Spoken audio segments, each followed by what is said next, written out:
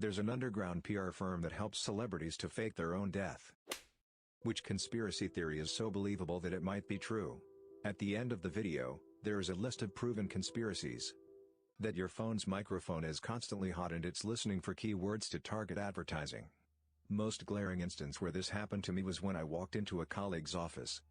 He had just gotten a standing desk, but one that goes on top of his existing desk rather than a standalone model. That's important to note. I said, "Nice standing desk, when did you get that?" "Thanks, just today." He replied. That was literally all that was said about the desk. We talked about work-related stuff, and as I walked out and checked my phone, there was an ad on Facebook for that exact model of standing desk. I have never owned one, wanted one, or Googled one before. Yet there it was on my feed. Tinfoil hat be damned, they listen in. Facebook purposely attempts to ruin people's relationships because the drama gets more views and more views sell more ads. Several years ago they introduced a feature so that your comments on other pages would show up in your friends' feeds. So if you're secretly an atheist and you comment on some atheist page, it shows up in your devout Southern Baptist Grandma Muriel's timeline, even though it's a conversation that has nothing to do with her and there's no reason for it to be. As a result, Facebook outs you to your family, and Grandma is typing away at all the evil Satanists trying to corrupt her grandson. And if you comment on a public post, it's unavoidable. You used to be able to control who could see your comments even on public posts by other pages, but at the same time Facebook introduced their tattletale feature, they took that ability away. Now if they were to stumble across the same page they'd be able to see your comment, but after that change, Facebook started pointing everybody you know directly to it. Not to mention, the privacy settings are difficult to find, difficult to understand, and with each passing year gives you less and less control over who sees what. By forcibly combining everybody's social circles, Facebook is trying to generate conflict. They want to generate conflict because the conflict happens on Facebook, which means people logging onto Facebook more often and seeing more ads.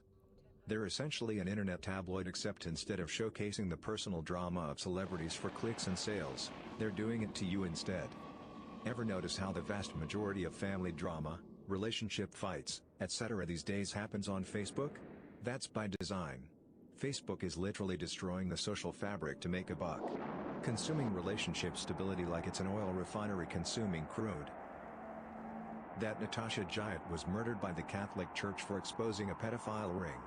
Natasha Jayat, a model and TV journalist, exposed a pedophile ring on live Argentinian TV a few months ago, after following cases over the last few years. She had claimed that she would not commit suicide in April of 2018 while investigating these rings, but was found on February 23, 2019 to be dead from suicide. Another journalist she had accused of pedophilia on the airing, Luis Ventura, had uploaded an image of her dead body shortly after she killed herself on Twitter, and then promptly deleted it afterwards. She supposedly died from a cocaine overdose, heart failure or stroke. She had said that if she wound up dead, the people she had accused of rape, she was on trial, and it was powerful people, would be guilty. "I won't kill myself, I won't overdose and drown in a bathtub, I won't shoot myself." Dyson purposefully made the cable shorter over time just before announcing the cordless version. My DC-01 has a 12 meters flex. My DC-14 has a 6.5 meters flex. They purposefully made the flex shorter to be an inconvenience and make people want the cordless version. Memes about the NSA and other spy programs are encouraged by the very agencies spying on us, to twist the idea into the absurd and to humanize their agents. Many people say it right now. You're not an important person, nobody cares what you're doing. They've fallen for the idea of individualized manual spying, conflated it with systematic automatic spying, and dismissed both as not worth worrying about. Miley Cyrus's crazy streak was all a carefully planned marketing scheme to get her solidified as an A-list celebrity. I also believe it was done to make Disney completely cut ties with her and kill the image of Hannah Montana. It worked too.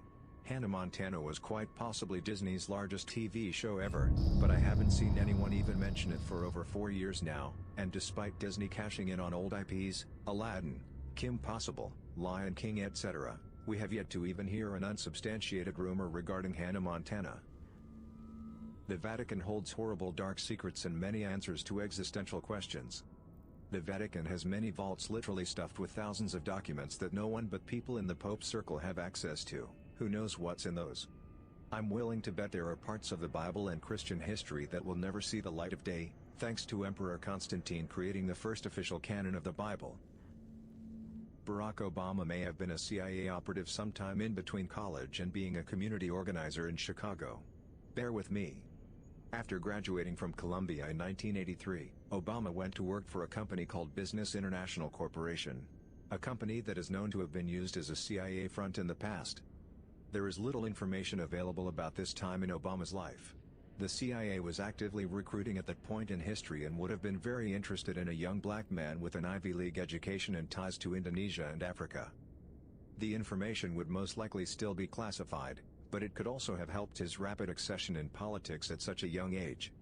After nursing this theory for a while, I finally Googled it and, sure enough, loads of websites showed similar theories. Some of it convincing. Not the stuff about him being a CIA chrononaut who fought Russians on the moon. That angle is less convincing. The president of the Philippines, Duterte, is very anti-drugs to hide his own involvements with drug cartels off which he makes billions. Funny enough, he once told supporters that, if his own children were found to be dealing in drugs, they should be executed. Not long after, one of his children was found to be involved with a big shipment of cocaine, if I remember correctly. Still alive. I may be shaky on some of the details here, but I remember reading this on Duterte's Wikipedia page. I'm at work, we'll find the source later if anyone is interested. The Laurel Canyon Conspiracy. Basically, if you look at the counterculture revolutionaries in the music industry in the 60s, most of them were the children of military intelligence people. So the theory is that the free love, lots of drugs movement they inspired was done intentionally to distract the youth from a full-scale revolution. The thought was if the angry youth of the mid to late 60s were too high and getting laid all the time, they would stop caring as much about societal ills and then basically sleepwalk through the 70s, which they did. I stumbled upon this when I was reading up on Jim Morrison and how his father was the one who called in the fake strike at the Gulf of Tonkin that kicked off the Vietnam War, and which was shown later to have been a false flag. Turns out, a lot of his contemporaries were also children of highly placed military people with ties to intelligence. Strange that they all wound up in Laurel Canyon as part of the same movement. Denver International Airport, secret bunker, giant cult shrine, and potential concentration camp. There are a lot of conspiracy theories revolving around the Denver airport. I'll try to touch on all the ones I know, but forgive me if I miss a few. There's no doubt that there are some odd things about the airport, from the delayed construction to the massive cost to the odd choice of decorations. Opening on February 28, 1995, 16 months behind schedule and at double the cost of the original estimate, $4.8 billion, Denver International Airport is the largest airport in the U.S. by total land area. 33,531 acres. Not long after it opened, wild conspiracy theories began floating around. One major theory is that there is a massive underground bunker that was built for the world's elite in the event of an apocalyptical event. Another is that there is a massive facility underneath that was built to be used as a concentration camp in the future. Some people believe that the reason for the delay in the schedule was due to the construction of said underground bunkers and tunnels. Supposedly, a construction worker claims that they buried 5 multi-story buildings underneath and built the airport on top of it. Aside from the construction theories, there's plenty of things inside the airport that are just plain odd. One thing mentioned often is the large Mustang statue, shown above, outside of the airport, nicknamed Blucifer. A large blue horse with red eyes that supposedly represents one of the 4 horsemen of the apocalypse, death. Oddly enough, the architect who designed the piece was killed when the horse's head fell on him, severing major arteries and causing what proved to be fatal injuries. Another thing people find odd is the dedication stone inside the airport. One of the first things you notice is the large Freemasons symbol in the middle of the stone. Another thing people point to is the date on the stone, March 19, 1994, which if you add up the numbers 191994, you get 33, which is a significant number in the Freemasons, as I believe it is the highest level you can reach in the organization. The last odd thing about the dedication stone is that it says near the bottom, New World Airport Commission contributors. People believe this is reference to the New World Order, which will supposedly be brought on by the Freemasons or Illuminati. Also noted by conspiracy theorists are the 4 odd and slightly disturbing murals that are displayed in the airport. Some people believe these murals are packed with Freemason iconography and occult references and even are a telling of the future. The recommended food pyramid is created by the FDA, But the FDA is funded by a lot of certain food industries, poultry, dairy, etc. They in turn made the recommended nutrition based off of their funding by these companies, and not based on a well-balanced diet. The government experiments on the mentally insane because no one will believe someone with that kind of medical history. I feel like people overlook the fact that the government actually did experiments on Americans and messed at least one of them up so bad that he moved to the middle of the woods and started mailing bombs to people. The oil and coal industries invested heavily in killing off nuclear power as an attractive alternative. These days we have reactor designed many times safer than other methods of generating power, and the waste issue is something that could be fixed with sufficient investment. Even taking into account disasters like Chernobyl, estimated around 4,000 premature deaths, and Fukushima, 600, nuclear is incredibly safe compared to coal's 5,000 accidents per year.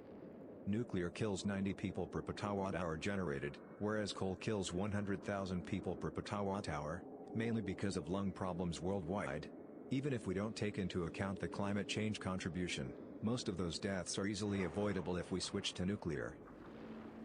Multiple football World Cups have been influenced either by governments hosting them, or other entities out for their own gain. 2002 South Korea/Japan and 1978 and Argentina are the two most obvious ones that come to mind. FIFA is absolutely the most corrupt organization in sports. Snapchat worked with the FBI to popularize, and secretly test and improve, face recognition technology. We went from "wow, this is like magic" to "this is totally normal" in a few years, and there's no way that the technology isn't being used by law enforcement. Have you read the terms and agreements of Snapchat? It's not a big secret that most social media is selling your information, including the one we're using right now. I don't know if it's a conspiracy theory at this point, but a lot of people still don't acknowledge that your internet searches and social media profiles are absolutely being used as training models by major IT companies. I was a drunk college student and had access to them to run AI training. If you still think you're off the grid, you're an idiot. Being frank, it's not a big deal if you don't have dark things to hide. Those people are too busy building the new technological world to care that you look at midget porn. But don't delude yourself to think people don't have access to anything you do on the internet. The idea that genetic services like 23andMe may be selling records to the government and insurance companies. The most notable case is the Golden State Killer, where they entered DNA recovered from the scenes and searched it for relatives. They found several distant relatives and used other information such as genealogical records, approximate age, and location of crimes to further narrow the suspect pool. Then based on that can get a warrant for a DNA sample. There's an underground PR firm that helps celebrities to fake their own death to escape the harshness of the limelight, or if they feel like their life is in danger. For example, Tupac, Biggie, Paul Walker, etc. Most likely a secluded island or possibly a remote country where you're not noticed. Might have changed your appearance. The families would obviously have to be kept out of the loop to maintain plausible deniability. You make a payment to the firm. They keep half and they give you cash when you reach your destination. Everything else is left to your family. That the world's 1% participate in a global human and sex trafficking ring that is untouchable by any law enforcement and often results in the deaths of any who dare expose it. This also extends into a larger world of high-profile crime that is hidden to the world. It is likely that celebrity suicides are often staged to cover up murders related to this secret world. Those with a history of mental health issues are especially easy to cover up. The murders of Honey and Barry Sherman come to mind when speaking of this theory. They were a billionaire couple from Toronto, Canada, who were murdered in their home, which had been staged to look like a murder-suicide. The police initially corroborated the story of a murder-suicide until after the children of the victims gave a public statement saying the police were wrong, stating it was instead a double homicide. Using a private investigator, they revealed evidence in the crime scene that made it clear it was a double homicide. This raised questions as to why the official police statement said it was a murder-suicide. For example, both victims were found bound, and a belt that did not belong to either of the victims was found around Barry's neck. Their murder happened in December 2017, and there has been very little information released about this case since. List of proven conspiracies. 3 members of Congress are demanding answers after a St. Louis scholar's new book revealed details of secret Cold War-era U.S. government testing in which countless unsuspecting people, including many children, pregnant women and minorities, were fed, sprayed or injected with radiation and other dangerous materials. St. Louis leaders were told at the time that the government was testing a smokescreen that could shield the city from aerial observation in case of Soviet attack. Evidence now shows radioactive material, not just zinc cadmium sulfide, was part of that spraying, Martino Taylor said. Government tested AIDS drugs on foster kids. Children not provided with basic legal protection, review finds.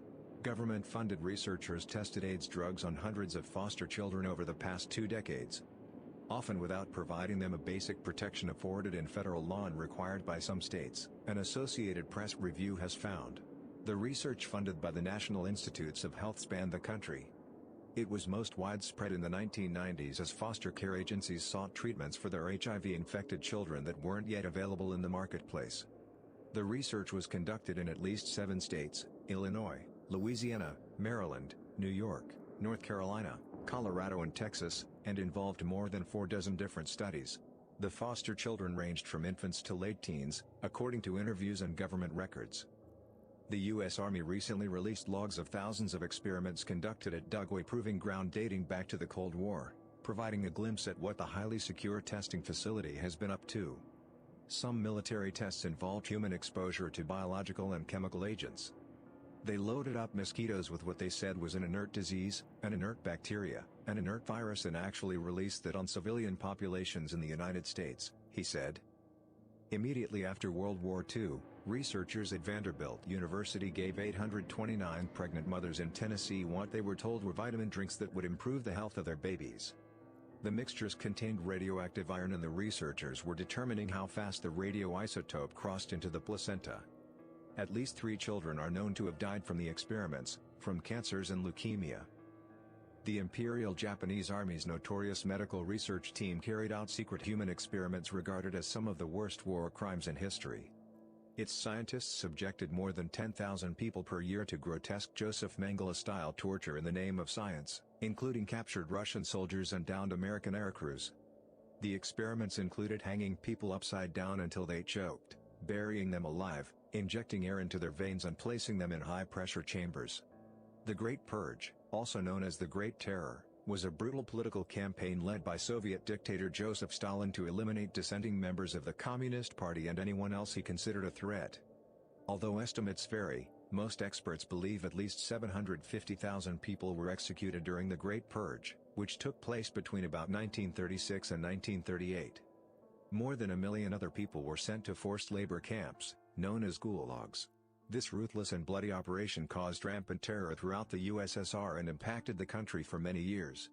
The deliberate starvation of millions in Ukraine in the spring of 1933, the Soviet Union was in the depths of a class war. Soviet leader Joseph Stalin had sent workers and communists from the cities to extract grain from the countryside. We realized, as one of them put it, that it was impossible for us to live on the same earth as these bloodsuckers. The suppression of private agriculture, combined with unreasonable requisitions, caused millions to die that year in the Soviet Union. As the post-San Applebaum reveals in Red Famine, Stalin and the Soviet leadership enforced policies that ensured that the disaster was worst in Ukraine. According to the latest work of demographers, some 3.9 million people died by starvation in that Soviet republic. Until the Holocaust, the Great Famine in Soviet Ukraine was the largest policy of mass killing in Europe in the 20th century. Over the decades, the relationship between Hollywood and the military has served the needs of both sides. Filmmakers gain access to equipment, locations, personnel and information that lend their productions authenticity, while the armed forces get some measure of control over how they're depicted. That's important not just for recruiting but also for guiding the behavior of current troops and appealing to the U.S. taxpayers who foot the bills. National Cine Media, which sells ads in movie theaters, paired the Army and 20th Century Fox for a marketing campaign designed to reach potential recruits. The campaign intercut footage from the Fox superhero movie X-Men: First Class with images of real soldiers as a voice-over intoned, heroes, ordinary people who discover they can do extraordinary things. The spots played in cinemas, and exit polls of 17 to 24-year-olds leaving the movie theater found that those who saw the ad were 25% more likely to say they would consider joining the Army. Volkswagen systematically cheated on U.S. air pollution tests as part of their clean diesel scheme by dynamically modifying car performance with software that turns on full pollution controls only during official testing, a scheme that is set to cost them $18 billion. Thanks for listening to Radio TTS. Hit the subscribe button and activate the notification bell for more videos. Click the right box for the conspiracy playlist. Find a list of proven conspiracies, including sources, linked in the video description. And don't forget to share your thoughts on these theories.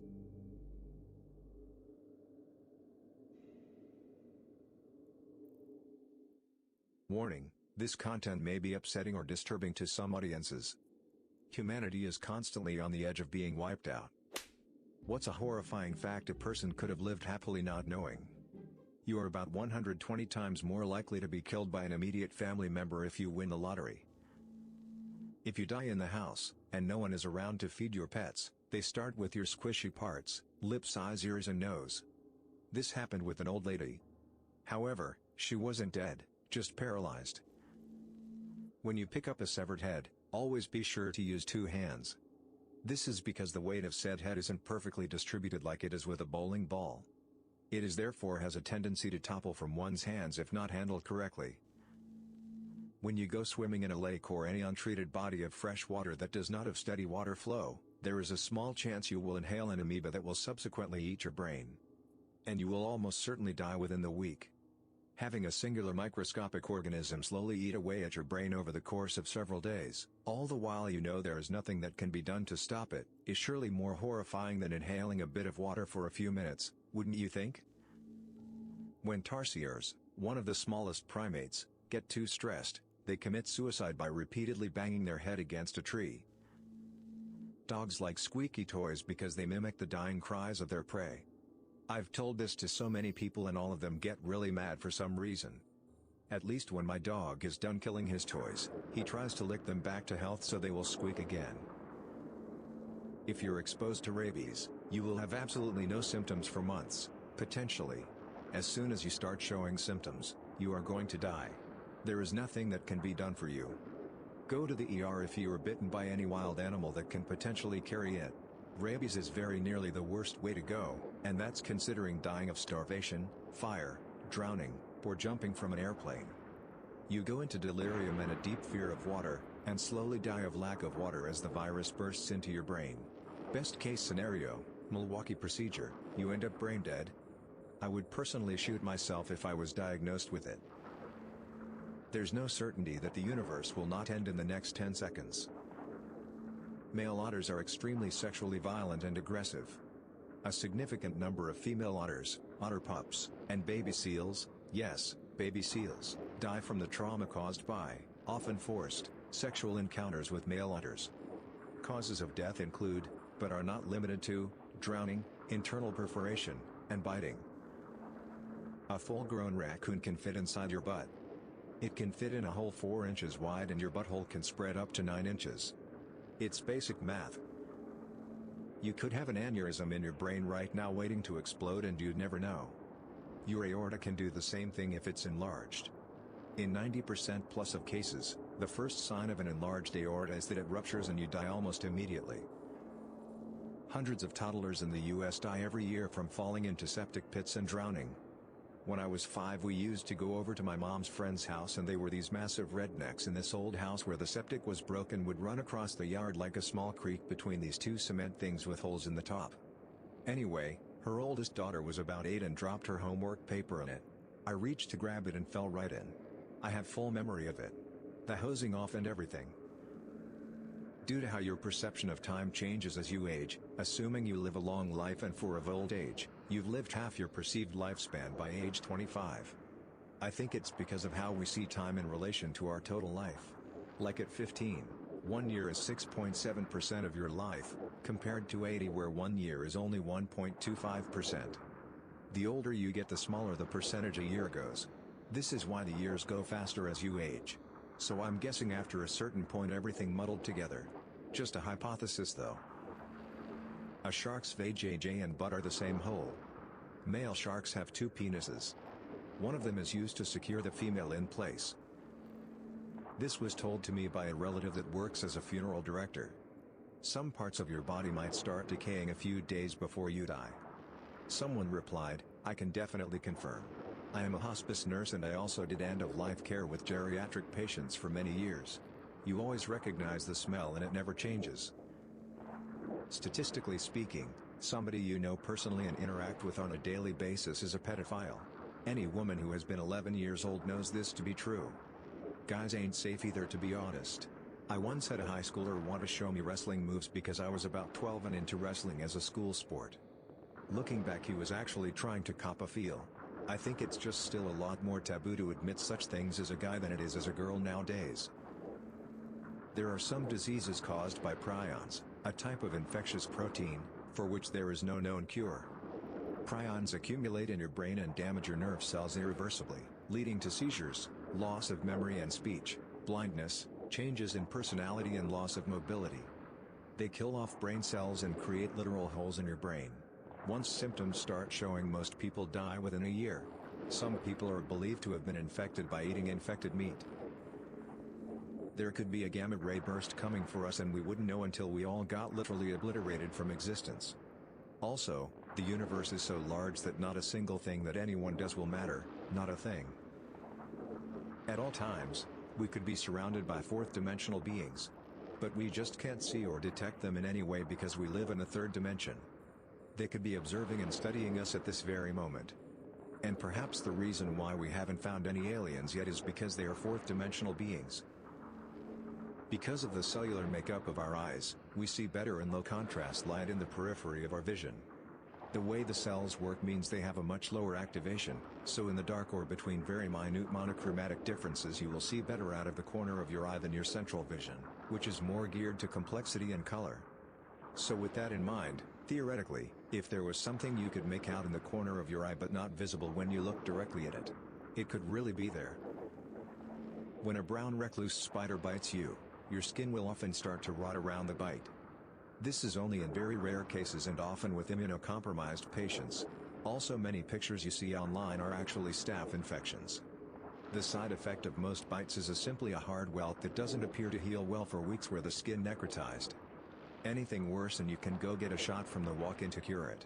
Most people in the southern US have been bitten by a brown recluse at least once and don't even know it. There is a very high chance aliens could be far more technologically advanced than us and we would be facing extinction if they found us. And yet, we are trying to find them. If aliens are watching us, they are seeing us in however many light years away they are in the past. If they are 65 million light years away, they are looking at dinosaurs.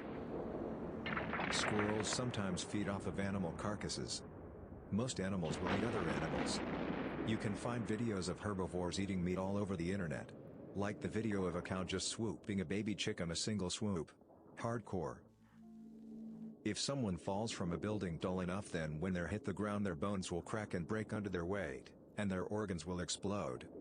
I think their guts will also come out of their mouth and anus as well.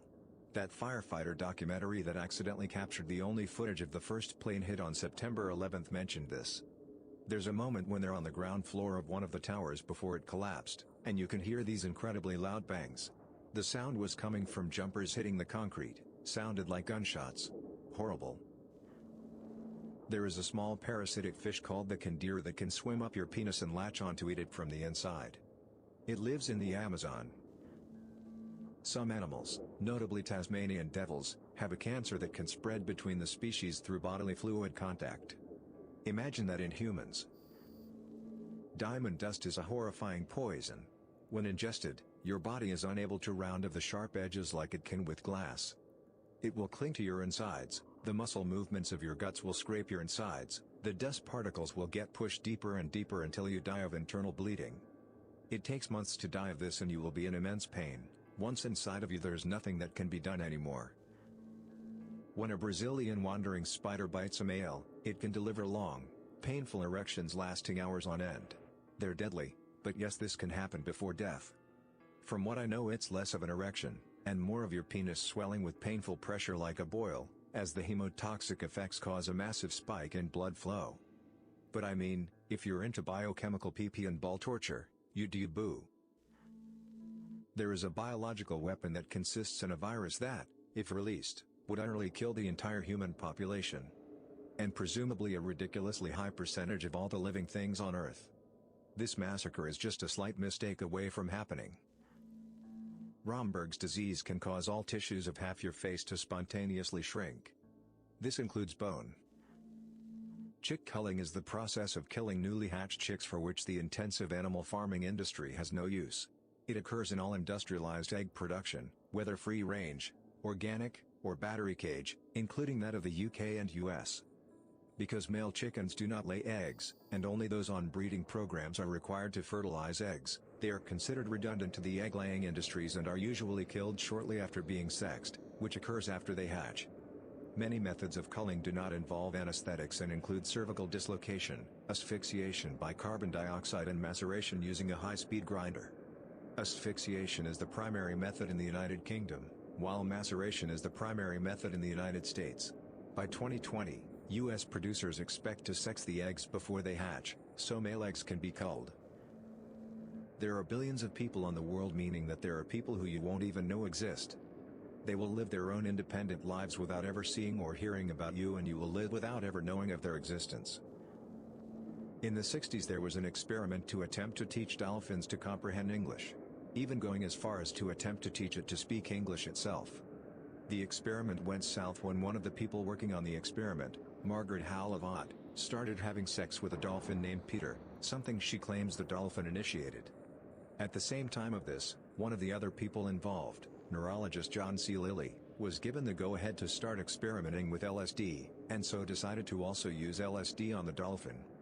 Due to a gigantic cut in funding, they were forced to move, and the dolphin was kept in horrible conditions, and taken away from his trainer buddy Margaret, and so committed suicide by drowning itself. Humanity is constantly on the edge of being wiped out. Whether it be from nukes or from the Yellowstone supervolcano. It could happen at any moment and there'd be nothing anybody can do about it. When a Komodo dragon bites you, it sends a complex jolt of venom and extremely nasty bacteria under your skin. They don't even own toothbrushes in most cases. These guys can't move very fast, but they don't have to, because after you bail out to get away from the giant lizard, your own adrenaline sends the toxins racing through your veins, and in a few hours you will be twitching your last, sicker than you ever believed possible. The Komodo dragon casually follows your tracks in the sand and gulps you down like a Pop-Tart while you watch helplessly. You're welcome. Japanese giant hornets exist. They have 6-centimeter wingspans and prey on honeybees. They can kill up to 40 bees per minute, and they feed on the larvae once all the adult bees are dead. Oh, and their venom is potent enough that 10 stings is serious enough to require hospitalization, and the stings can literally melt your flesh in the area around the injury, creating a hole. It's obviously extremely painful. The fact that the government has pre-recorded broadcasts in cases of emergencies, including what to do if aliens attack. In the US at least, the act of eating human flesh itself is legal. The illegal part comes in the harvesting of human flesh. However, if your victim is willing, is alive at the time you carve from them, and is alive after, then that or more whatever you took off is fair game to eat, and it's not illegal. And there is a story of a guy who lost a foot and then made tacos out of the meat. I'm not linking it. You're able to bite off your own fingers just like carrots. There's an instinctive response in your brain to refrain from biting it off if you try this. So even though your fingers are similar to carrots in that manner, it's much harder for you to tell yourself to bite your fingers off. The cause of death from crucifixion is actually suffocation, not blood loss. The nails would not go through the hands as depicted with Jesus, but between the bones in the forearm near the wrist, where the bone has a gap. Then one nail was used through both heels of the feet so that the person's legs were slightly bent off to one side. This puts some of their weight on their diaphragm. The only way to relieve the weight and breathe is to stand on the nailed feet. They can survive a couple days before their legs get too exhausted to stand. If the people crucifying him or want him to die quicker, they would break their knees so they couldn't stand. Serial killer Joe Matheny owned a food stand and sold burgers that combined animal meat with the flesh of his victims to unsuspecting customers. A horror movie called The Bay is about a parasite that takes over the body of humans. It is very loosely based on an actual parasite that severs the blood vessels of fish's tongues, causing the tongue to fall out, and it attaches itself to the stub, becoming the fish's new tongue. The pictures are pretty disturbing. The entire Fermi paradox. Basically it states that there is some reason why we haven't contacted or been contacted by alien life. A few of my favorite hypotheses are all intelligent life seeks to destroy others, everyone is listening but no one is transmitting, Earth is being deliberately left alone, just to observe us in our natural habitat. Then of course there is the great filter which says that something out there is killing all civilizations before they are advanced enough for interstellar communication. When decapitated, you are still alive for about 3 more seconds before dying. That one day all the stars in the universe will exhaust all their fuel, leaving the entire universe cold and dark forever. When someone is partly crushed by something extremely heavy, like if a giant beam fell on the lower torso of a person, that person won't die. The heavy weight cuts off the circulation, causing only a few ounces of blood to seep out. However, once the weight is removed, the person dies almost instantly. All the blood gushes out like a popped red water balloon. A person skinned alive, if treated for pain or blood loss, will die of hypothermia because skin is a big part of regulating body temperature. Hisashi Ouchi received the highest dose of radiation ever observed in a human. He went through horrible effects of radiation poisoning, some of which had never been observed. Internal organs shutting down, white blood cell count near zero, complete elimination of his DNA. Perhaps the most disturbing effect was that his skin began to peel and rot. The doctors tried to perform skin grafts, but due to fluids leaking from his pores, the grafts wouldn't take. On day 59 of his treatment, his heart stopped 3 times in 49 minutes, causing severe damage to his brain and kidneys. He requested many times to be allowed to die, and said he didn't want to be a guinea pig anymore. He was kept alive for 83 days, partly due to his family's request, partly due to the opportunity to research radiation poisoning. In his final days, he was described as a rotting corpse with a beating heart. It's very rare, but sometimes it's possible for a woman's body to absorb an ectopic pregnancy. The body calcifies the fetus to prevent it from decomposition, and it eventually turns to stone and is not usually discovered until many years later. This is known as a lithopedion or stone baby. Also, there's rare a phenomenon called post-mortem fetal extrusion, aka coffin birth. This sometimes occurs when a pregnant woman is buried. The buildup of gases in her body during decomposition can push the fetus out of the vagina after burial. Obviously this is nearly impossible nowadays with modern medicine and post-mortem examinations, but this was much more common over 100 years ago. Pool drains are literally powerful enough to suck your organs out of your body. It's one of the grisliest way people have been killed. Thanks for listening to Radio TTS. Hit the subscribe button and activate the notification bell for more videos. Click the right box for the Reddit Facts playlist. Let us know in the comments what your favorite fact is. Merry Christmas.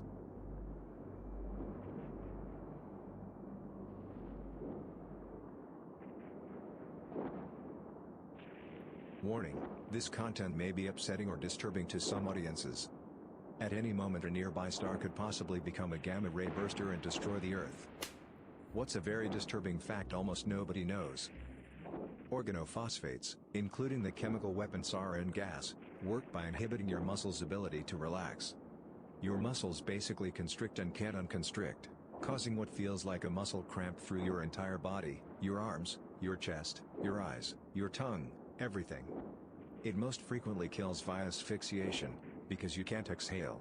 Surviving means a permanent, irrecoverable loss of motor function, even with rapid medical treatment. Due to fresh drinking water being so scarce on the Galapagos Islands, some bird species, such as the Galapagos hawk, have adapted by drinking the blood of other animals. Wild cats get most of their moisture from their prey and rarely drink water. According to the FBI, over 40% of murders go unsolved. Meaning if you get killed, there's a pretty good chance the person who killed you will not spend a day in jail. I think about the likelihood of a murder being solved in the small town where I live sometimes. For example, say when 911 gets called after the discovery, it's not going to be some TV CSI scene where the detective is like, "Ah. But what do I see here? This hair is from a rare breed of Mexican cat that's only sold as one exotic breed pet shop," and then they go on to check sale records and track down the killer. Here, it would be more like, our one and only, fat cop shows up after about an hour or so, and just sort of bumbles around contaminating the hell out of any possible evidence, not doing any good at all. And if by chance a larger department actually stepped in to do some investigating, the scene would be garbage. I could murder all day. A toddler's adult teeth are right below their eyes. I just looked up a picture of a toddler's skull and all I gotta say is what the actual hell. Later in life bone fills that area in. The bones growing are what push the adult teeth down and into the mouth. The Romans used to torture people by having goats lick their feet. Goats like salt, so they would soak their feet in salt water. Eventually the goat's tongue was rough enough that the skin would wear away, then you'd have a wound with salt trickling in. It used to be believed that babies as old as 15 months couldn't feel pain. As a result, doctors would perform surgery without anesthesia. Doctors used muscle relaxants on the infants to prevent squirming, essentially paralyzing the babies for the duration of the procedure. How long ago was this? Reports indicate that this continued up until the 1980s. The dolphin who played Flipper committed suicide. Kathy, a bottlenose dolphin, passed away in 1970 in her trainer Richard O'Barry's arms. She swam toward him and finally sunk to the bottom of the tank. At the end of her career, Kathy was put into a small, isolated tank at the Miami Sea Aquarium where many believe she was depressed. O'Barry firmly believes that Kathy had committed suicide. It's pretty easy to create false memories. This is why memories brought back through therapeutic hypnosis treatments, in attempt to uncover how the patient experienced trauma, don't hold up in court. Your mind can just make up something that never happened or didn't happen quite how you remember. There's a really interesting study where scientists basically coerced people into remembering things that never happened to them. If I can find, I'll link it. A vitamin D deficiency can make you suicidal, and deficiencies among adults is very common. Like more than 50% of the population in the US. My vitamin D number was single digit when I went to see my doctor because I felt depressed. I now take a big weekly dose along with diet change and sunlight to feel normal. If I hadn't gone to the doctor when I did, I might not have been able to face another winter. Approximately 2,100 children are reported missing every day in the US, or one every 41 seconds. On the bright side, most will be returned unharmed. On the bleak side, the survival rate very rapidly declines over time.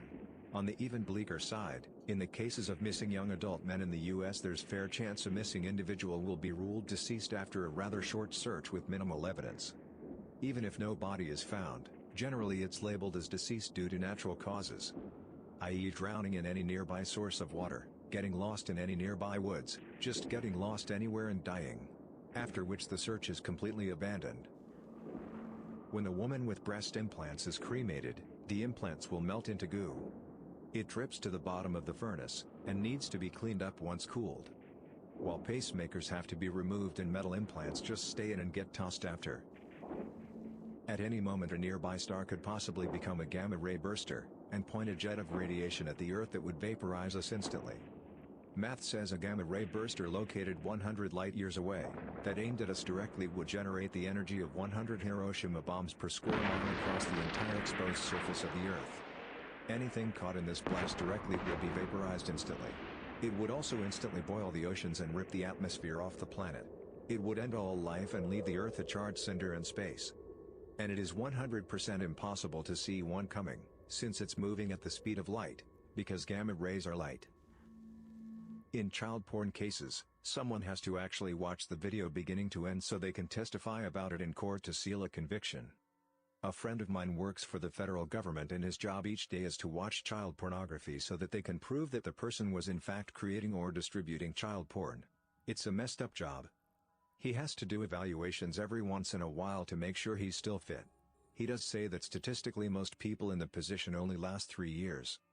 They get paid horribly to do this job, so there's not much incentive to stay. I know for him each time they catch a person makes it very well worth it for him. On average, 30 people die in the US annually in elevator-related incidents. If you really want to lose sleep at night, consider elevators at Houston's St. Joseph Hospital, which have a history of injuring people, including decapitation of one surgical resident in 2003. As Nikaido stepped onto the elevator, the doors closed, pinning his shoulders. He tried to pull back and he couldn't. The doors wouldn't open. She wasn't able to find the door open button before the elevator started moving upward. When you get on an elevator, if it closes on you, it's supposed to open back up, she told officers. There wasn't any of that. There was no hesitation. The doors shut and it went. Nikaido struggled, trying to shrug out of the elevator, or possibly pull himself inside, she said, but the elevator kept moving upward. The ceiling sliced off most of his head. His left ear, lower lip, teeth and jaw were still attached to his body, which fell to the bottom of the elevator shaft, as the elevator continued moving upward. Encephalitis lethargica causes you to slowly survive, but not live. After bouts of deep sleep, where patients can be woken very easily, but fall immediately back into the deep sleep, they're left with post-encephalitis symptoms. The main one being that their minds are fully aware and conscious, but they can't physically function, a bit like locked-in syndrome, and they display extreme apathy. They even know they're displaying apathy but can't express any emotions. So they're completely stuck, until someone throws a ball at them, which they then can immediately catch. Or until someone holds their hand and walks alongside them, then they can suddenly walk. Otherwise nothing. So bizarre. You are more likely to die on your way to buy a lottery ticket than you are to win the lottery. If you went out right now to get a ticket, you're more likely to die en route than to buy the winning ticket, as the number of people who died en route to get a ticket is most likely higher than the number of winners. Non-avian dinosaurs did not go extinct immediately at the asteroid strike. There would have been a period when the survivors kept on, slowly declining in number, starving to death before being able to mate and produce offspring. Too bad they couldn't have hung around long enough to catch a ride on the Ark. Bayer, the pharmaceutical company, used to be called IG Farben, and were the ones who produced the Zyklon B chemical the Nazis used in the gas chambers of the concentration camps. Heroin was also a brand name trademarked by Bayer. It was supposed to be a cough suppressant. In the 80s, Bayer discovered that a large portion of their US plasma stockpile was contaminated with HIV. They were ordered to destroy it. Instead, they shipped it overseas to Asia, Africa, Europe and the Middle East and sold it. This resulted in at least 10,000 new direct cases of HIV. That is in addition to the 8,000 new cases in the US and Canada that spring before the contamination was discovered. When asked why they didn't destroy the stockpile, they said that patients don't trust the new medicine and there wasn't enough new medicine to go around, so they had to sell the old stuff. There's over 200 frozen dead bodies on Mount Everest and they're used as waypoints for other climbers. And human waste. There's so much human waste from people climbing Everest that it's tainted the local water supply of villages at the base of the mountain. Then there's that vegan woman Maria Stridham, who wanted to prove she could do it without meat in her diet. She died on the attempt. If you get bitten by a human, you absolutely have to go to the hospital right away because the amount of deadly bacteria in any given person's mouth could actually kill you if it enters your bloodstream. I had a friend who was bitten by a crackhead and he didn't get to the hospital soon enough, so he ended up with many of his organs shutting down due to sepsis. By the way, the average adult male has a biting force high enough to rip someone's throat out with their teeth. As recently as the early 1800s, people ate parts of corpses, believing them to have medicinal properties. Blood, power ground up from the human skull, and human fat were all thought to be cures for various ailments. Arguably, it still goes on today, with the practice of consuming placenta for its dubious health benefits. There was a fad for eating mummies.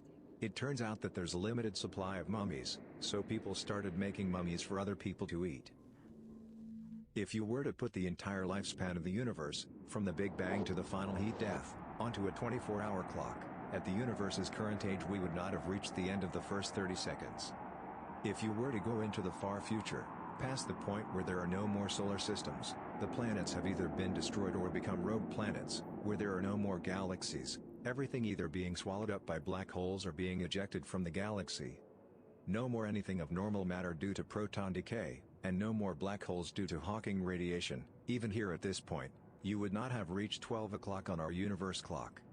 The universe will spend most of its life as a dark, cold, empty void. You would be unlikely to find a single surviving subatomic particle in an area the size of the current observable universe, until the background temperature reaches 0 Kelvin, at which time becomes meaningless in the universe. The first face transplant was for an 8-year-old girl named Sandeep Kaur, who got her entire face ripped off by getting her hair caught in a thresher in 1994. The parents came in with her face in 2 pieces in a plastic bag. The transplant was a success, and the girl grew up into studying medicine. And if you've ever wondered what a face torn off looks like, they have photos of it that aren't bloody, but very disturbing. Even if there are intelligent aliens, the universe is so massive and vast that due to the speed of light and physical limits the human race will most likely die alone. As a cancer researcher, I was fascinated to learn that the most common cancer is lung cancer. The majority of the patients were, of course, smokers. But that's not the worst part. The second biggest cause was second-hand smoking, usually from a close relative or spouse who is a smoker. So millions of people are unknowingly leading their relatives, children and spouse towards death because of their smoking habits. Minimum wage in Venezuela is $6.70 a month. That means that I, who don't have a particularly high salary where I live, Sweden, make about 5 Venezuelan monthly minimum wages per hour I work. Every day I work, I make about 40 Venezuelan months of pay. That's 3.33 yearly Venezuelan minimum wage salaries, for every day I work. And that said, the minimum wage in Venezuela was recently raised by over 300%. It was around $2 per month not long ago. So not long ago, I made about 11.4 yearly Venezuelan minimum wages each day I worked. In the 70s, Ford did a cost-benefit analysis and determined that their defective Pinto model would cause approximately 180 deaths, 180 injuries, and 2,100 damaged cars. They estimated the cost of lawsuits and vehicle repairs to be $49.5 million. On the other hand, they determined it would cost them $11 per car, $137 million, to fix the defect in the car to make it safer. Guess what they did? Yeah, they decided, what's 180 human lives compared to more money? Screw 'em. And boy, did they pay for it. The whole situation blew up, no pun intended, further than they expected, becoming a huge ordeal for the company. What's really sad is reading about some of the victims of the Pinto and their terrible deaths. Thanks for listening to Radio TTS. Hit the subscribe button and activate the notification bell for more disturbing facts that keep you awake at night. Find the Reddit Facts playlist in the video description below. And do not Google the face of Sundeep Kaur. And please support Radio TTS on Amazon, with the link in the video description. Warning, this content may be upsetting or disturbing to some audiences. 2 Dobermans ate my entire body from the neck down, until I was nothing but bone. A compilation of the creepiest Reddit posts. Second life in a coma. My last semester at a certain college I was assaulted by a football player for walking where he was trying to drive. Note, he was 325 pounds, I was 120 pounds, while unconscious on the ground I lived a different life. I met a wonderful young lady, she made my heart skip and my face red. I pursued her for months and dispatched a few jerk boyfriends before I finally won her over. After 2 years we got married and almost immediately she bore me a daughter. I had a great job and my wife didn't have to work outside of the house. When my daughter was 2 my wife, bore me a son. My son was the joy of my life. I would walk into his room every morning before I left for work and doted on him and my daughter. One day while sitting on the couch I noticed that the perspective of the lamp was odd, like inverted. It was still in 3D but just wrong. It was a square lamp base, red with gold trim on 4 legs and a white square shade. I was transfixed, I couldn't look away from it. I stayed up all night staring at it. The next morning I didn't go to work, something was just not right about that lamp.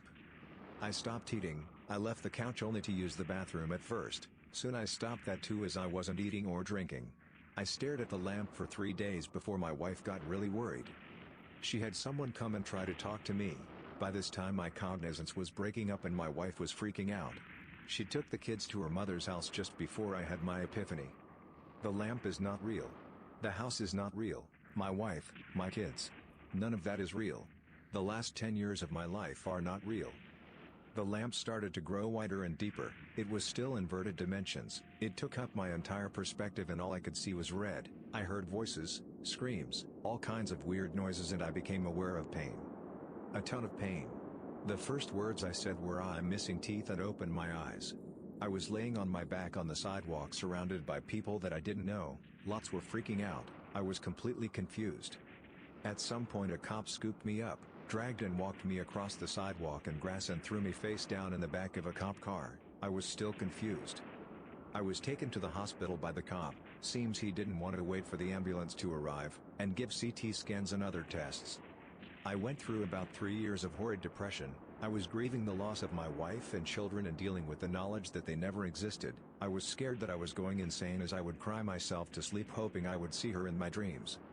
I never have, but sometimes I see my son, usually just a glimpse out of my peripheral vision. He is perpetually 5 years old and I can never hear what he says. Schizophrenic hallucination. A demon appeared on a door on my balcony and said, You can't help me, no one can help me. When I went inside, it moved up the wall onto the ceiling and said that it was coming back in 2 minutes to take me to hell. I started feeling a pulsing move up my left arm, which led me to think I was going to have a heart attack. It came back and I was so scared that I ran out of my apartment. What followed was a situation that lasted in real life only about 2 days, but the timeline in the delusion lasted 6 months. At some point during the night, the cops tased me about 10 miles from the house and my heart ended up stopping. In the delusion, the demon had captured me and taken me to hell, where I was chained and being forced to smash my head into a glass wall. In real life, I was in someone's backyard trying to bash my head through their sliding glass door. Apparently the owner of the house tried to shoot me with a shotgun but missed. At some point I was too tired in the delusion, and fell to the ground. The demon continually told me that this was only going to get worse if I didn't continue. I had no energy, so I gave up. 2 zombie-looking Dobermans came and ate my entire body from the neck down until I was nothing but bone. I watched my muscles and skin slowly grow back until I was whole and was told to continue smashing the window with my head. The window broke and I fell onto the bottom pane, which cut me in half. I immediately was transported into a room that was unbearably hot. Each breath I took was a gasp and I couldn't get any air. There was someone in front of me holding a glass of water with condensation on it, but I only had enough strength to barely crawl towards it. Every time I got close enough to touch the glass, the person took a step back. There was a clock on the wall and I watched 6 months go by. The only thought I had for this entire delusion was, I am never getting out of here. No thoughts of my family or the past, just endless despair about never getting out. Eventually I got close enough, and when my fingers touched the glass I was transported to another place. It was a void where there stood a massive black dragon with bright green eyes. The undersides of his wings were the same bright green. He moved his head towards me, which was about 3 times the size of my entire body, and whispered, "It is only going to get worse from here." Then he spewed a black smoke from his nostrils that entered my ear. The next thing I experienced can only be described like this: imagine having 5,000 copies of yourself that are all having the most intense mind-splitting migraine that you could never imagine. But all those minds are happening inside of your mind. I lost all sense of existence in the pain. Then I was in space staring at the earth, and in my own voice I heard the words, "You created all of this." Then I woke up and was strapped into a hospital bed in the ICU. I looked like someone had dragged me behind a car naked, just covered in gashes and wounds. For a long time I was completely traumatized, but those last words actually have changed my entire life. I know now that my entire reality is created by my mind, and knowing that I no longer fear anything. I think that when people die they release a huge amount of DMT, which causes a time-dilated dream state. Depending on what you were thinking before death, in my case going to hell, that is exactly what happens. From the time I saw the demon to when I woke up, only 2 days went by, but I was in hell for 6 months. I have one more story that happened more recently, and I'll put it here if anyone wants to hear it. The first instance was pretty hard to get past. I actually just tried to push it out of my mind for a while, until eventually my ex said something that made me want to look into it. She said to me, "Swindlers, you never seem happy, you always just seem like you're trying to survive." That hit something in me, so I decided to start looking back into what happened, and did some research on near-death experiences. Come to find out, only about 5% of them are hell experiences. I thought that was odd, so I looked up an NDE support group. 1 week before I went to that group, I had the second experience. I've learned since that what I attempt to understand I give value to, and therefore energy which is capable of manifestation. Now I just try to hold as little weight to it as I can, and hopefully one day I'll be able to have a normal life and relationship again. The cheating wife. I'm having a hard time coping with my wife having cheated on me with our neighbor. It has been 476 days since I confronted her about it. How do I know? Because every time I catch myself thinking about it, I tell myself, "It's only been X days, maybe you won't think about it tomorrow." So to go back to the beginning, I had just taken on a new project and new responsibilities at work. I was working a lot of hours, 60 plus per week, and was noticeably stressed. It was in May of 2015 that I noticed that she had added a password to her phone. When confronted about it, she told me it was because she was planning my Father's Day present and didn't want me to ruin the surprise. About a week later she came to me and told me that she felt guilty keeping a big secret from me, and told me that she was having our neighbor, a contractor, build a home office for me as my present.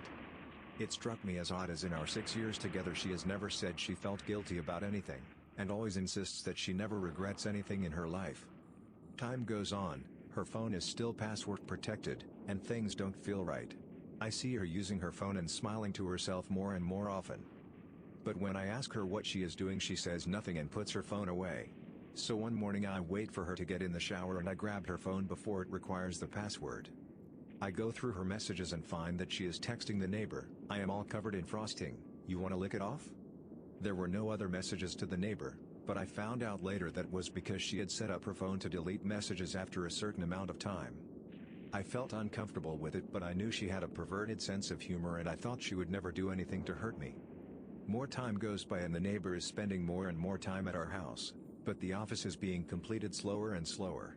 I can't help but worry that something isn't right, so I start checking her location using Google Timeline. It was at this point that I realized that there are large gaps in her GPS history because she was turning off her phone's GPS.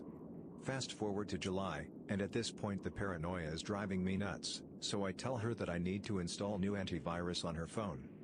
While she has it unlocked for me, I install anti-theft software so I can remotely turn the GPS back on, and set up AT&T message backup and restore, so I can read all of her text messages from that point on my computer. The next day my mother asks to spend time with my 2 kids, so my wife drops them off with her and has the day to herself. I watch my wife's activity from work as she spends the day trying to meet up with the neighbor but is unsuccessful because he is busy with another job site. That night we get the kids back from my mom's house and we go out to dinner with the neighbor, his girlfriend, and his son. My wife and his girlfriend are having a good time drinking, laughing, and just joking around. His girlfriend mentions that she would like to see Magic Mike XXL. I say it's a good idea, I'll watch the kids so my wife and her can go. So my wife and her go and the neighbor and I go back to my house so the kids can play video games together. The kids are back in my son's room playing games and the neighbor is sitting across from me on the other couch. It is at this point that my wife starts texting him. She is describing sex acts she would like to perform with him and he is reciprocating. She tells him to check his Snapchat and at the same time I get a Snapchat from her too and it is her fingering herself in a bathroom stall. They keep talking, trying to figure out when they can meet up and have sex. They decide on Monday morning after I go to work. So in my head I had already planned to pretend to leave and circle back to catch them. But then they tell each other that they love each other and it is all I can do to not leap off the couch and knock him out. But I contain myself and continue reading the conversation unfolding in front of me. Then he tells her, "You're my girl now," to which she replies, "Always have been," ending with him writing, "and always will be." My wife and the neighbor's girlfriend return from the movie and I ask them, politely, to sit down. I then ask the kids to stay in my son's room and shut the door. I return to the living room and confront my wife and the neighbor. I say, "So you two love each other, huh?" My wife goes into full-blown denial mode and the neighbor's girlfriend starts smacking him. I ask my wife if she has been texting him, she says no. So I show her the text messages, she admits to it but says it was the first time it had gone that far. I ask my wife if she has sent him pictures, she says no. So I show her the picture, she admits it but says it was the first time. I ask her if she is having sex with him and she says no. Because I didn't wait to catch them having sex together, I didn't have evidence to prove her wrong, so that one stayed unresolved. I tell her that I am leaving her, she tells me that she will make sure I never see my kids again if I do. She planned on using the fact that I had attempted suicide in high school to prove me unfit to have the children. She continues to say that it was my fault for being so busy with work and stressed out, that she just wanted someone she could talk to. Then she gives me an ultimatum to decide what I'm going to do or she will decide for me. The neighbor's girlfriend starts defending the two of them, saying that it couldn't have been serious if they weren't having sex and that my wife and I are too perfect together to let this break us up.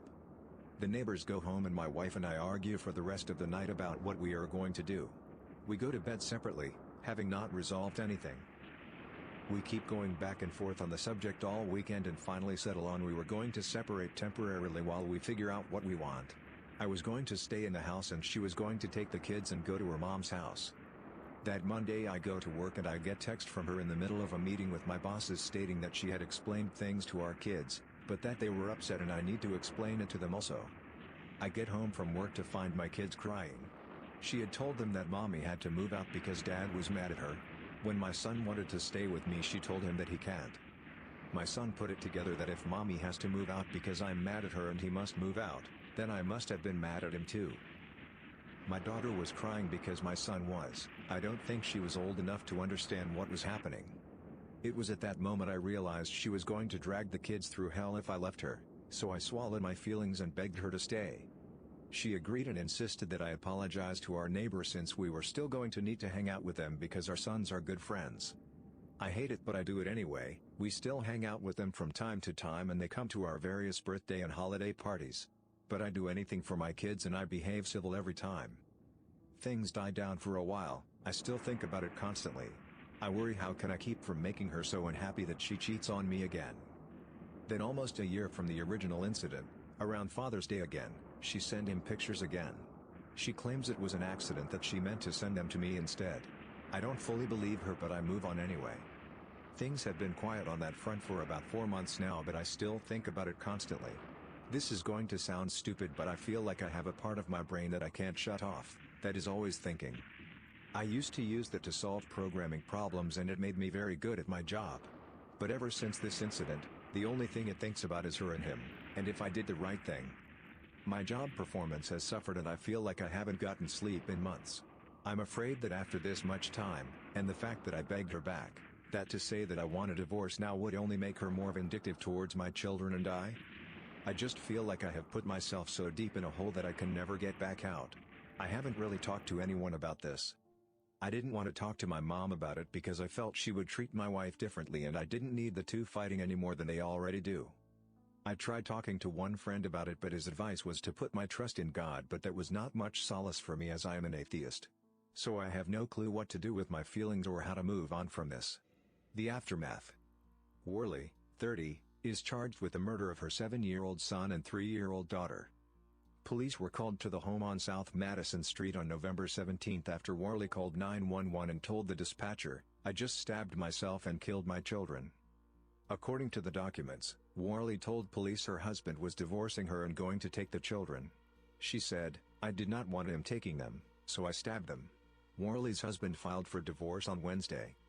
Worley used a knife to kill Tyler, 7, and Charlie, 3, according to court documents.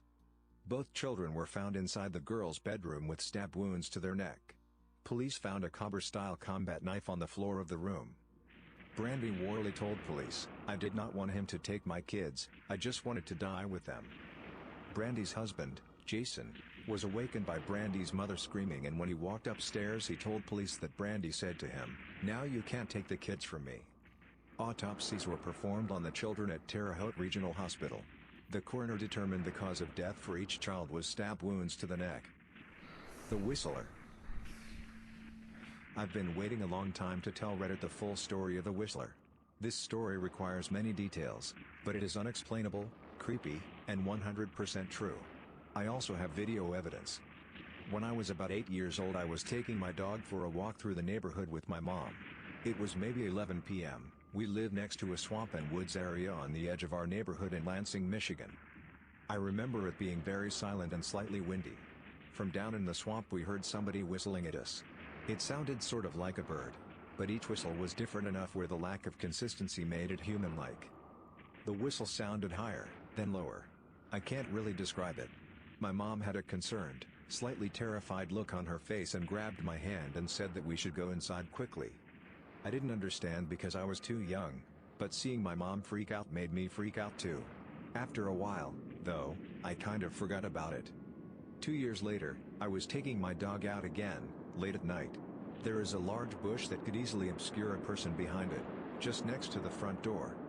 As I was finishing the walk, the whistling noise started again, same pitches, same inconsistent, human-like tones. As soon as I heard it, a chill went down my spine as I remembered exactly the feeling of seeing my mom, terrified, looking down into the swamp at something I couldn't see. Maybe she couldn't either. I ran inside as fast as possible. Years went by and I thought about it less and less. I told only a handful of people, and eventually it slipped from my mind. Fast forward to last summer, I'm 24, started dating my girl Sarah. We moved out to South Dakota for work. For Independence Day, we decided to go to Pierre, South Dakota and watch the fireworks along the bank of the Missouri River. There was a free camping spot behind a hospital where you could pitch your tent, hang out, and see the fireworks up the river. We were near the end of the campground and there were very few people around us. As it was getting dark, the fireworks began. They were pretty far away, so the illumination they brought was very little. Thus, we had to sit right at the edge of the river to be able to see them. A huge thunderhead was moving in and a storm was imminent, so the air seemed electric and the wind was picking up.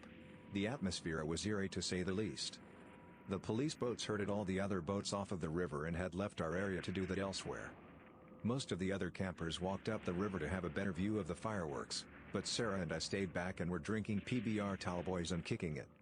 Suddenly, we heard the sound of a paddle methodically dipping into the water. We saw a figure steering a canoe about 20 meters offshore. Sarah decided to go get more beers from the car, leaving me alone to stare at this mystery person. And then, of course, they whistled at me. My entire body was frozen and covered in goosebumps. It was the exact same whistler from my childhood, more than a decade earlier. I looked at the figure, but it was much too dark to discern who it could be. They were wearing a hat. When they were perpendicular to the shore from me, they stopped paddling, turned the canoe to face directly at me, and whistled right at me. I was so frightened I stood up and shouted at them, "Who are you?" They didn't say anything, just whistled a couple more times, turned the canoe 180 degrees, and paddled out of sight. I'm a videographer, so I already had my camera by my side and was taking video of the fireworks. As the canoe was almost out of sight, I grabbed my camera and got a shot of them whistling as they went away. When Sarah came back from getting beers, she was very confused as to why I was so freaked out. When I explained, she was freaked out a bit too. I was convinced we would both be murdered that night. How did this whistling person follow me, after 14 years, all the way to South Dakota? Was it a coincidence? Why was it the same whistling noise? Who was that person and where did they go? So many questions still unanswered. To this day I'm more afraid of being outside in the dark where I might hear that whistling again. I'm open to any explanations. Thanks for listening to Radio TTS. Hit the subscribe button for more creepy Reddit videos.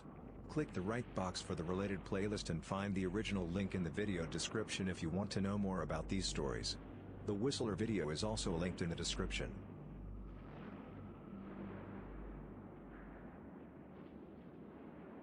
Warning, this content may be upsetting or disturbing to some audiences.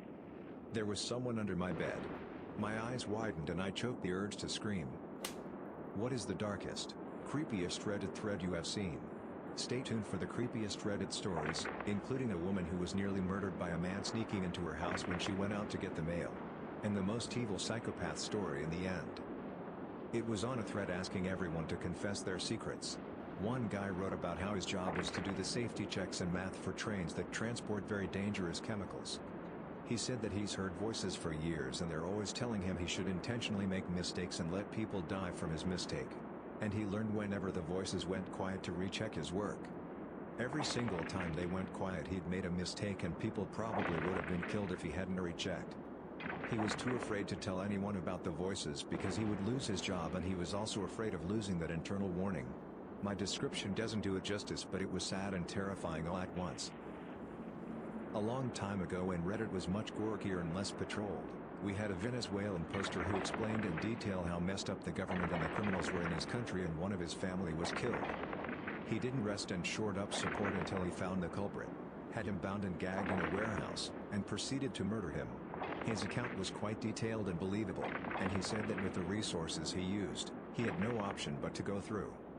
He then expressed his gratitude of being accepted to the USA, on lottery or asylum, to escape all this craziness, and people were telling him to delete his story and account because the authorities might find out. And he did. It got shut down on Reddit pretty quickly but linked to 4chan. It was about this guy saying he just killed his ex and left her naked for her kid to find. Posted pics of her and everything. I thought for sure it was a fake until I found a developing story from the areas he said he lived. Then found the woman's Facebook and her sister's. It was weird seeing this story develop in real time and even his capture. I didn't interact with any parties involved, but it left me feeling weird for a few days. A story about a girl who was trapped in a coffin under a couple's bed for years. She was only to come out when they wanted to rape her, I believe. Eventually the wife began to get jealous. She thought the husband was starting to like the poor woman, so she eventually let her go. That's horrifying to think about. 7 years of darkness. Sitting in a coffin for 7 years, not knowing if you will ever see the light of day again. Her name was Colleen Stan. That story about the guy who was playing video games at home with noise-canceling headphones while his wife was being knife-raped downstairs and the rapist was threatening his toddler daughter. When he heard, he shot the rapist. I think about this a lot. I can't find it, but it probably was on r/Let's Not Meet. This young woman was traveling in her car and decided to stop at a highway motel for the night. She checked in but felt something was off. The guy checking her in gave her the creeps, and after checking in went to her room but didn't enter. She decided to sleep in her car instead. After a while, she was woken up from sleep and watched through a window and saw a bunch of men go inside and come out looking angry. She drove away after they left. True or not, that is scary. That is something that could happen to anyone. The one about the woman who was nearly murdered when she went out to get the mail. A man snuck into her house, got a kitchen knife and waited under her bed. Here is the story. I am 22 and this incident happened a year and a half ago. I had just moved into my first apartment and was in the process of moving in. The door that led into my apartment locks itself automatically when closed. So, I was going to the entrance of the apartment complex to get my mail while talking on the phone with my boyfriend. I returned to my apartment and sat on the bed while opening the mail while using the phone. I dropped the phone on the floor and it landed under the bed, so I had to lie on the floor and stretch for it. I saw something that caught my eye. There was someone under my bed. My eyes widened and I choked the urge to scream. The person under my bed was lying still with his back towards me and his head to his chest, so I couldn't see his face. And he didn't see me. Trying to be rational while so many thoughts rushed through my head, I picked up the phone, said, "Sorry, I dropped my phone. I'm just gonna take a shower and call you back." The bathroom is right by my bed, so I hastily walked in, quietly locked the door, turned the shower on, jumped out my window, my apartment is on the first floor, and called the police. They told me to wait nearby, but to go to across the street and see if anyone comes out the door to the apartment complex. This was during summer and it was still light out. I placed myself across the street, hiding behind a car while watching my open bathroom window and the entry door. I called my boyfriend and he came to me just before the police. I gave them my keys and they went inside. Only moments later, two cops came out holding a thin and tired-looking man. His eyes looked crazy, but he didn't try to get away. The policeman that had stood beside me and comforted me while the police searched through my house, I was a mess, shivering and crying, told me that the man stood outside my bathroom door with one of my kitchen knives waiting for me to come out. This man had somehow crept in my entry door while I was getting my mail and hid under the bed. The man that was trying to hurt me turned out to be a homeless person and was placed in a mental hospital. My boyfriend moved in with me the very next day. Thanks for reading. I just wanted to share my story so that others might know what to do if a situation like this occurs. The police told me that what I did was truly amazing and rational. If I had screamed, this could have ended really badly for me. This was from a thread about scary things that were 100% true, that has since been removed. Basically, some guy tricked kids into reenacting hangings for a movie he was making, but instead he actually hanged them. The comment contained a live leak video where you could see the kids' reactions when they realized they were actually being hanged. The guy's name is Anatoly Slivko. I'm sure you can dig up the info. The first one is a guy asking how to get a large amount of money, otherwise he is gonna die. No one takes him seriously until he posts a picture of what seems to be the people he owes the money following him. He never replied the thread after that. The second one was about someone who found a GPS tracker hidden in his car. At first, it seems his car probably belonged to someone the government was tracking. Then Op realizes that the device would explain why his extremely jealous girlfriend knew where he was constantly. She would text him stuff like, "Why are you in this X place right now?" His last post says that he's going to confront his girlfriend that night. He never replied the thread. The third one takes the cake for me. The poster made a house tour for his friend with Snapchat. One of them mentions that there is something weird in one of his windows. The guy makes a second video recording his whole house so his friends can have a better look, and in a very dark corner you can see a hooded figure creeping on him. Got to be the legal advice thread where the guy is considering divorcing his wife and wants advice on how to secure custody of his children. He stops posting for a while, then drops an update thread about how his wife found out and killed both kids, and maybe herself. People linked local news articles about the whole thing, proving it was real. He has since deleted all the posts, though there are archives. Incredibly sad situation and probably the worst thing that I've seen on Reddit. I don't know if it's creepy, but it definitely has a dark twist to it. One thread had asked people to tell family secrets, and this one person posted about his grandpa. His grandpa was always warm and nice and everyone loved him. And when he died they had gone through some of his boxes in the shed. One thing was a box that said "Do not open." And so they opened it and there was a bag in there and it had biohazard markers all over it, and the grandma called the police. And they had guys in hazmat suits come in and some higher up government workers. Apparently the guy was a military vet that served before he met his wife and he had stolen some high value stuff. And guys in suits came and questioned everyone for pretty much the whole day. Just the fact that someone can have a whole crazy, secret life and never tell anyone about it weirds me out. That one guy who was obsessed with mutilating himself by cutting off his genitals. He eventually shot it off, I think. So he actually shot it off 4 times and cooked and ate it, and was asking how to shoot off the rest of it. There are even pictures. There was a story on here, written by a father, about how his son was a complete sociopath. As in, the son raped his own mother by knife point. It was beyond messed up, particular how the son could convincingly lie to and charm other family members into taking his side. Here's the story. I am not proud of my son. This Saturday, my son will have been sober for 18 months. He got his GED this year, and he starts at community college at the end of August. He finally has a job that I didn't get for him. Soon he will be moving into his own apartment, and he hasn't missed a single appointment with his therapist. He has done everything you would expect of a precocious 17-year-old who hit a rough patch after meeting with a particularly bad influence. He is 29.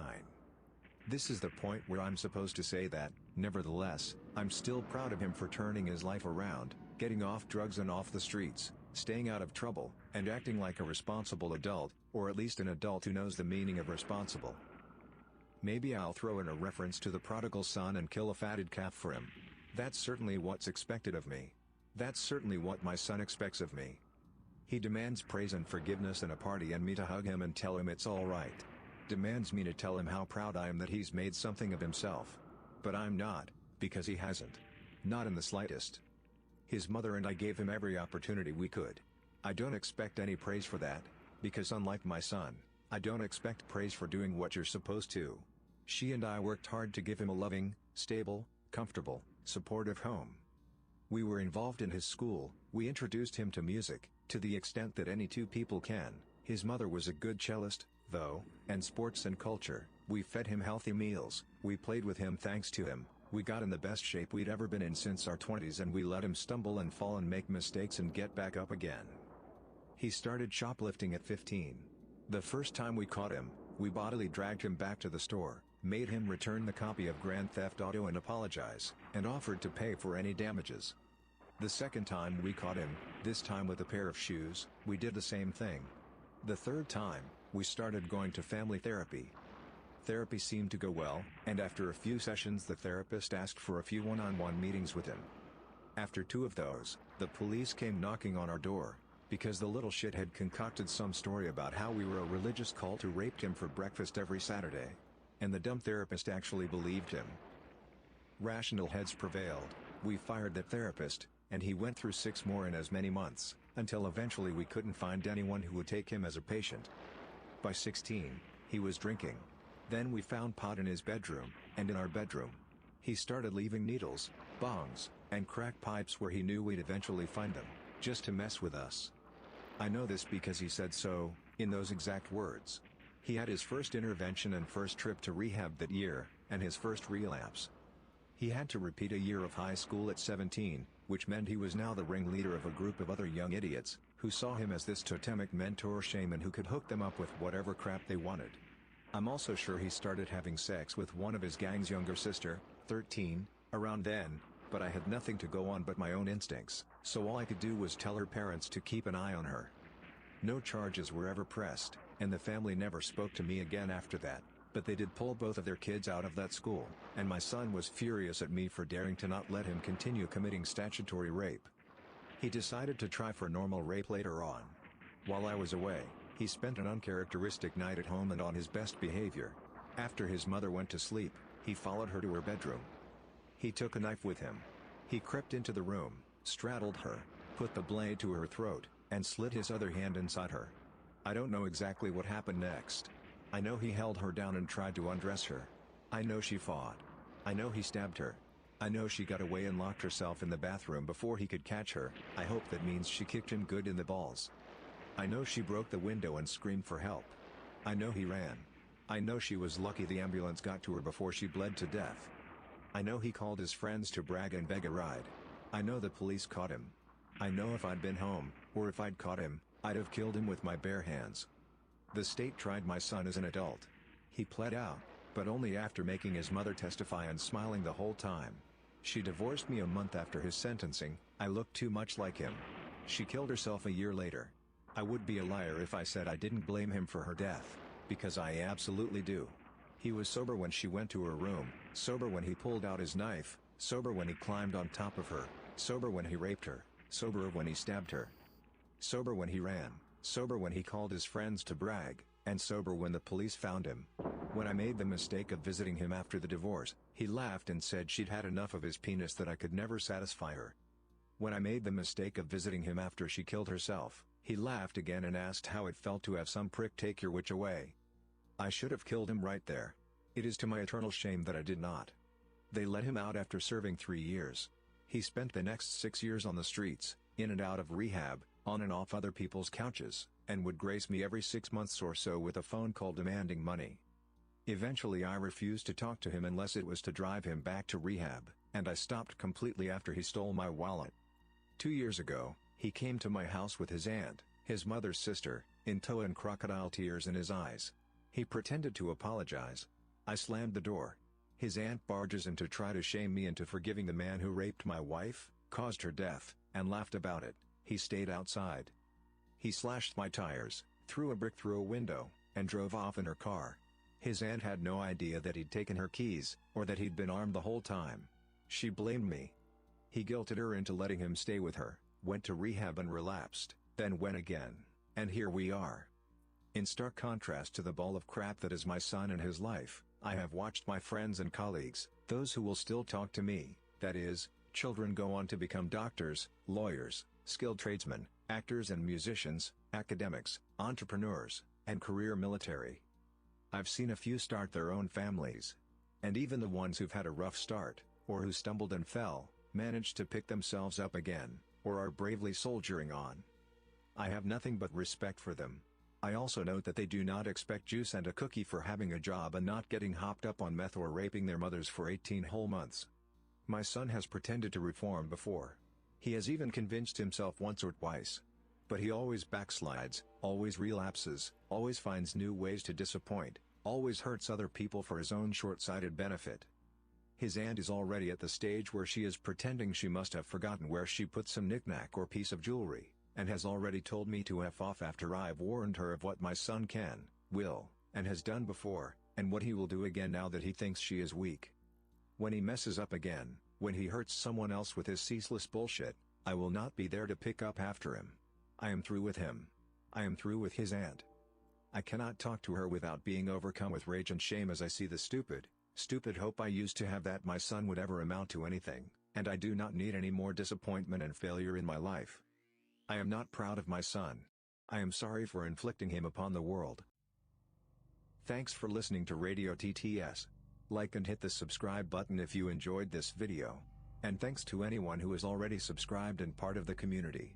Let us know in the comments what creepy thread hasn't been mentioned in his video.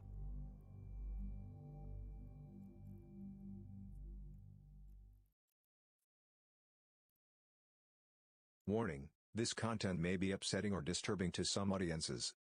He goes to look and finds the cat wrapped in barbed wire. What is the most evil thing you have witnessed? I had a few girls set me up to be attacked by another girl on a trip to a nearby town.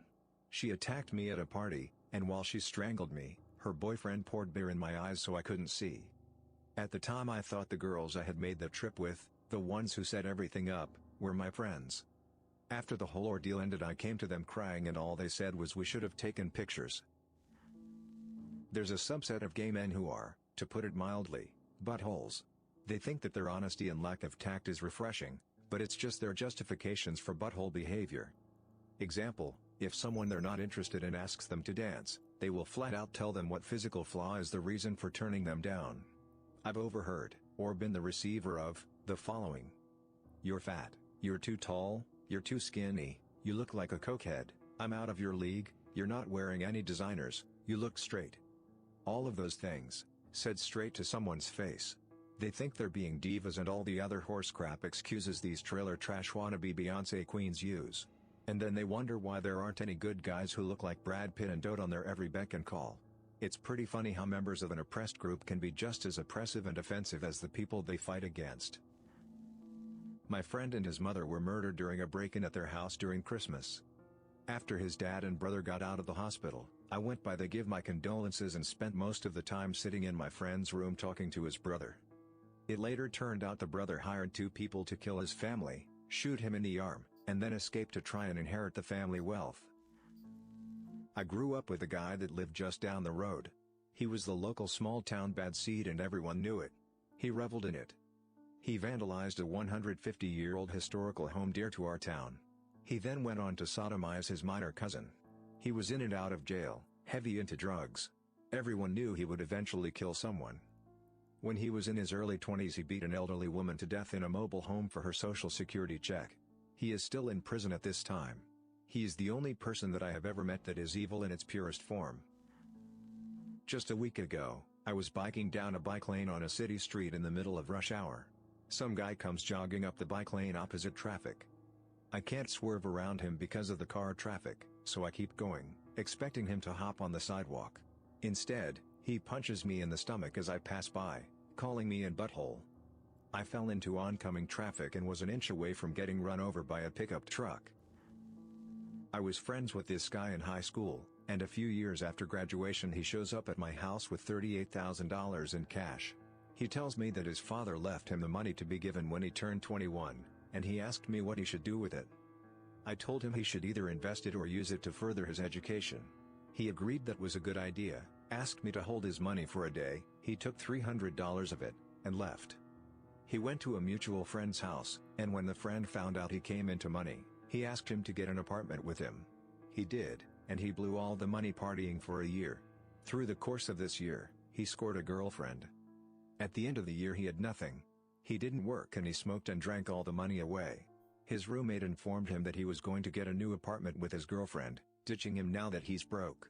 My friend moved into his girlfriend's house with her parents. After about a month of sponging off of them and fighting constantly with his girlfriend, the father comes to him and says, "This isn't working out. How about we all just agree that this isn't good for anyone, and you just move out?" My friend begged him to give him 2 weeks to turn this all around. The father assumed he meant he'd finally get a job. He got his girlfriend pregnant. The family now fully supports him by buying him a house. Last I heard, he's still doing nothing while his wife, they got married shortly after she got pregnant, works full-time as a cook. I lived in London, UK during the riots they had in the summer of 2011. I lived in Clapham Junction, right near the corner, up the street from Debenhams, and across from a place called Party Superstore. I saw a lot of bad things that night that made me feel uncomfortable with humanity. A mother holding the metal gate of an off-license shop open so that her 10-year-old could squeeze in and start passing bottles of booze out to her. A herd of women walking into Debenhams empty-handed, then back out with fully stuffed roller luggage, and people throwing rocks at photographers. But the worst? The absolute worst feeling I ever had was seeing the look of terror on people's faces in the windows of the flats across the road when they realized some looters had set the costume shop beneath their apartments on fire. It was like staring into an aquarium of panic. I think the looting was pretty bad, and the vandalism too. But the complete lack of regard for the people living in the apartments above Party Superstore was chilling. I can remember a group of guys coming out of the shop in blank white masks, and one of them had a jester's hat on, and swayed beneath a street light while watching the shop catch fire. The smell of the fire stuck with me for days. The guy who owned the shop, named Duncan, is a really great guy too. He ran a charity for Burmese orphans. That was a hell of a night. When I was in 7th grade, a kid I knew but didn't really like, because I knew he was a butthole, comes up to me and says these 2 girls wanted to talk to me. One of the girls I thought was kinda cute, so I follow him into the part of the field that's out of sight of the recess supervisor. While I started talking to the girl I liked, the other sneaks up from behind me with a piece of dog poop on a pencil and shoves it in my mouth. I pick some of it up, throw it at her, then start throwing up my lunch in the field. The supervisor comes up and asks me what happened and if I'm alright, and I tell her. I wasn't the one that typically rats people out in tattletales, but I told him all the details. F that girl, it was disgusting. So as you probably already know, rumors spread like wildfire in junior high, so stories of me all ridiculous and most along the lines of me voluntarily picking up the poop, eating it and enjoying it. Happened to me a few months ago. I have an intense fear of heights, like hugely intense. So a few months ago I had a party on top of an apartment block in a penthouse, and I made sure I was very far from the edge. There were these two complete buttholes from the grade above me, who knew about my fear, so when they were pretty drunk, they overpowered me and leaned me over the edge of a balcony up to the stomach level. Now these guys are pretty wasted and we are a good 30 floors up. I passed out from fear thinking I was going to die, and woke up 2 hours later to find the two guys beaten up and kicked out, and I was still shaking pretty violently. This was literally one of my worst nightmares come true. When I was younger, a stray cat used to hang around my house a lot. My dad would give it milk and some food all the time. One day, an old racist couple moved next door. My mom and I went over to welcome them. They creaked the door open and yelled, "Get off our property, you elfin Filipinos. And tell your other N-word neighbors to stay away." Well, one day, they saw my dad feed the stray cat. Later that afternoon, my dad went to take the trash out and heard a horrible crying near our fence. He goes to look and finds the cat wrapped in barbed wire, bloodied, and the tail cut off. I helped my dad take the cat out, called animal services and the police on the neighbors. I was younger then, so I'm not sure what happened, but they one day packed up and left. There's a bar near where I live in Michigan that I have been to exactly 3 times. First time, car broken into, dead grandpa's golf club stolen from it. Second time, 5 friends wrongly accused of rape, the accuser is still in prison, doesn't pay to make that up. Third time, my car got stolen within 10 minutes of arriving at the bar, thieves crash it into patrol car and run. I'm later arrested as a result for leaving the scene of an accident and felony assault on a peace officer, car as deadly weapon, by the same cop who had written my stolen car report. He had zero recollection of me 2 hours after completing the report, and I spent 2 days in jail. Evil? It lives at Shorty's Bar and Grill. There used to be a guy in my neighborhood who lived across from my bus stop. No one ever really saw him go outside. Well, one day when all the kids get off the bus, he lets his pit bull out the door. The dog starts attacking the kids, including me and my little brother. My brother and I run towards my house to try to get my BB gun. I wasn't gonna try to kill it, but lead it towards me so I could give everyone else a chance to run. Well, the door is locked and I don't have my keys on me. The dog followed us and pins my brother and I up against my porch. We decide to do the thing in Jurassic Park where you stay still and shut up. It actually worked. My brother and I are up against the porch facing this dog for a good 5 minutes. Out of nowhere my mom comes up behind it and slams the dog's head with her keys, making it run back home to its owner, who is laughing his butt off during the whole ordeal. He was arrested the next day. That dog made me hate dogs for years until I met the nicest dog in the world. But that pit bull bit 3 kids, and scratched a 4th. They got checked for rabies and needed shots. Psychotic neighbor. Everyone in the neighborhood was terrified of him. One night, his very pregnant wife is seen flying down the road in their van with him hot on her butt in his pickup trying to pull her over. She stops right in front of our driveway, gets out and tries to run towards our house, but it's too late. He snatches a handful of her hair and jerks her off her feet, slamming her into the ground. As we're calling 911, we can see him absolutely brutalizing her, punching, kicking, stomping. We yell out the door for him to stop. He's killing her, but he threatens to kill us, too, so we stay inside, because we know he'd make good on the threat. Cops show up, but he's already gone, his wife a battered mess in the middle of the road. Later, we found out she'd lost one of the twins she was carrying, and the other came out with a deformed face from the beating. She went back to him after her hospital stay and refused to press charges, just like all the other times he'd beaten her senseless. Bonus story. He left a bag of severed puppy heads on the back porch for his own children to find as punishment for not doing their chores. Me and my best friend were in his front yard doing who the hell knows what. We were probably in 6th or 7th grade, 1998 to 2000, around there. We start hearing some loud bang, bang, bang, coming from the backyard, and it gets our curiosity up. When we arrive all the way at the back fence that runs parallel with the alleyway, we see a city police officer standing over a large black and white dairy cow with people standing around. The cow is laying on its side and with blood all over, pouring out of its head, and appears to be trying to run in place making strange gargling noises. My buddy and I are in complete disbelief in what we're seeing. Now if any one of you have seen the movie, me, myself, and Irene, you will be able to picture this easily. It looked exactly like the scene from the movie, just with lots of blood, and the officer was using either a shotgun or a rifle. The cop would fire his weapon, holding it probably a foot from the animal's head. When he would fire, the cow would raise its head all the way up and moo in the most horrifyingly way possible, while the blood ran down its face and then slam its head back into the earth. While we were standing there, the cop fired at least 5 shots into the cow's skull until finally it died. The owner of the cow shows up with a big trailer to take the cow home and is completely pissed off. No kidding? I almost thought the cop was going to shoot him as well. The next day there was an article in the newspaper, I can't find this article, it's driving me crazy, saying the officer found the cow but felt he was being cornered by it and fired his pistol into the animal multiple times to save himself.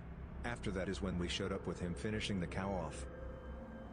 Old lady purposely slamming on her brakes with motorcyclist behind her. One slams into her back, throwing both old motorcyclist onto the trunk of her car.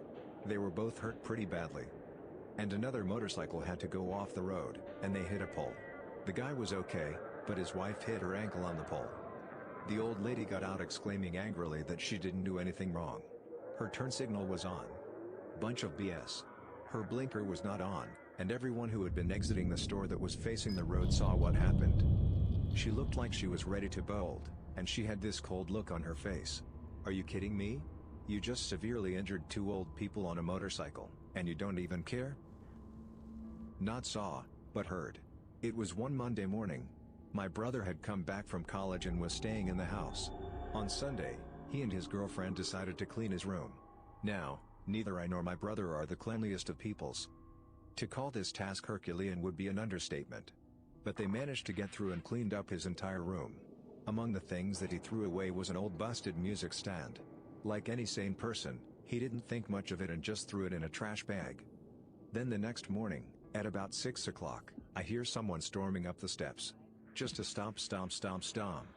Then walking briskly, almost running down the hall towards my brother's room. Then the doors burst open and I hear a bunch of punching and slapping. I hear my mother cry out, "You stupid little piece of... How could you throw out your grandfather's music stand?" Apparently that broken, rusted music stand belonged to my grandfather. I loved my granddad, but it's not like he was some great musician. He just tried high school band for a few months in the 40s. She had seen it poking out of a trash bag in the street and immediately went to confront my brother about it. Now, if you're a rational, kind parent, what would you do? Personally, I would retrieve the music stand from the bag, bring it inside, and then tell my child how important it was to me, as there was no real way of him knowing otherwise. I would not barge into my child's room and start yelling and hitting him, waking up my other child to this horrific scene. That's what crazy people do. I could hear him trying to block her punches, but she just kept on beating him and berating him. All the while, I was just lying in my bed, frozen. This whole thing lasted around 5 minutes, but it felt like 5 hours. She eventually made him get up and go through each trash bag so that she could approve what he was throwing away. When I left for school that morning, I saw him on the ground going through the trash. He was crying. He looked at me. I couldn't look him in the eye. My brother is the only member of my family that I actually like, the only one whom I really care about. I could have done something, anything, to stop this. I could have grabbed the bat, or hell, I take boxing lessons. I probably didn't even need the bat. I probably could have just walked in there and confronted her with words and that would have stopped it. But I didn't. I just lay there. I feel like I betrayed him, that I was too much of a coward to go help my own brother from being beaten. This kind of thing was common in our household, but I don't know, I still think back to this one. It stuck with me. I just lay there. I failed my brother. Anyway, beating my brother over some trivial crap for no real reason, that's the most evil thing that I've witnessed. We still have that music stand. For 2.5 years, I was an autopsy assistant at one of the busiest morgues in the US. I spent my days either partnered with a forensic pathologist, doing the dirty work, or in a van driving around to crime scenes and hospitals to pick up victims. I saw an awful lot of evil stuff, daily confirmations that mankind is capable of truly horrible acts. A short summary of one of the worst things I ever saw: some dad was driving drunk in the rain, flash flood situation, and had his 3 kids plus 2 children that belonged to friends in the back seat. He lost control of the vehicle, I think it involves the use of a cell phone, and ended up in deep ditch with the vehicle sinking in the water. Somehow he managed to kick out the back window of the car, and proceeded to climb out over the 5 kids in the back seat. He swam to the shore and lived. 5 elementary-aged kids drowned. The worst part was that we didn't find all the kids at once. It was like a kid per day all week, further and further down the waterway. Their little school uniforms and high school musical backpacks are burned into my memory. That dad was evil via cowardice. My friend from overseas was new to our school and an absolute cool guy. Really confident with girls, etc. One girl started flirting with him in class and got him to IM her. Well, it started to heat up and the chat got pretty intense. Then right at the end, she just says, "I'm just messing with you. How could you think anyone would be interested in you?" So yeah. My friend is destroyed. The next day he walks into class and she's got the conversation printed out and she's reading it to literally the entire class while they laugh their butt off at my friend. He just walked out and found somewhere alone to cry. Kind of messed him up permanently with women. If you're out there, Grace, F you and your stupid face. You're not even pretty. A girl I knew in college faked terminal cancer. She got a lot of sympathy and compassion from myself and a lot of our friends. A few of us shaved our heads in solidarity for her when she shaved hers, because she knew her hair was going to fall out. The worst was when she walked in the survivor's lap of Relay for Life. Once she got outed as a liar, this was the biggest insult and affront to me. I have a fraternity brother and very close friend who is struggling with cancer, and her lies and BS insult the very real struggle that so many people have gone through. She wanted attention because she wasn't dying. I understand that she has some serious mental health issues, but it still makes me very angry. Back in 2nd grade we had this teacher who was just mad and evil. No student liked her, no parent liked her, and those of the faculty that admitted how they felt also didn't like her. All because she was just a nasty person. Description of her would be, short thin red hair, the face of a crooked nose witch, and a medical condition that gave her elephantitis legs so she hobbled around on 3 trunks. There was a kid in her class who just did not have an ideal life. Terrible mom, no friends, sad stuff. Well, he has a problem with keeping things tidy. He didn't have a binder for his folders, so his papers were just all over in his backpack, and his desk was completely disorganized. A lot of our desks weren't perfectly organized either, mine included, but his was the worst. The teacher, sitting at her desk at the front of the class, asks for him to turn in a paper. He lifts up the desk lid and begins his search. After a minute she asks what's taking so long, and the poor guy is panicking because he can't seem to find it after shuffling through the mess a few dozen times. She starts to raise her voice about what's the problem is, and she starts her slow hobble up the aisle. He is in full emergency mode looking for this paper and almost in tears because he knows what storm is coming. We all do. Once she gets alongside him and is able to see the disaster that is his desk, she is completely livid. She starts a tirade about how he is a mess and why is it like this. At the peak of her berating, and the kid is frozen with his head low and tears rolling down his face, she grabs the desk by the legs, flips it over above their heads and dumps everything onto the floor. This table flipping act was done in a packed room, so I'm surprised no one nearby got hit by the flip. She then slams it down, and he flinches the last time. She mutters at him to clean it up. And for the rest of the period, through tears and sobs and shaky hands, he cleans it up while the room is silent and that queen butthole sits and watches from her desk. Many of my teachers and other faculty members have passed, and I have mourned each and every one, but her death will bring me no sorrow. All these stories are really dark and depressing. I am sure some of them make you very angry. The truth is, a small percentage of humans will always be evil. Humans are instinct-driven, just like animals, and some don't have their instincts under control, and are not made to function in a modern society, but belong back into a cave. And some are simply psychopaths who enjoy to torture others for pleasure. That is at least my interpretation. Anyway, stay safe from evil people. Don't depend on them. Don't allow them to be around you and don't let them control you. Thanks for listening to Radio TTS. Hit the subscribe button and activate the notification bell for more videos like this. And please share your own thoughts in the comments below. What do you think about these people? What is your own explanation for their behavior? Let us know in the comments.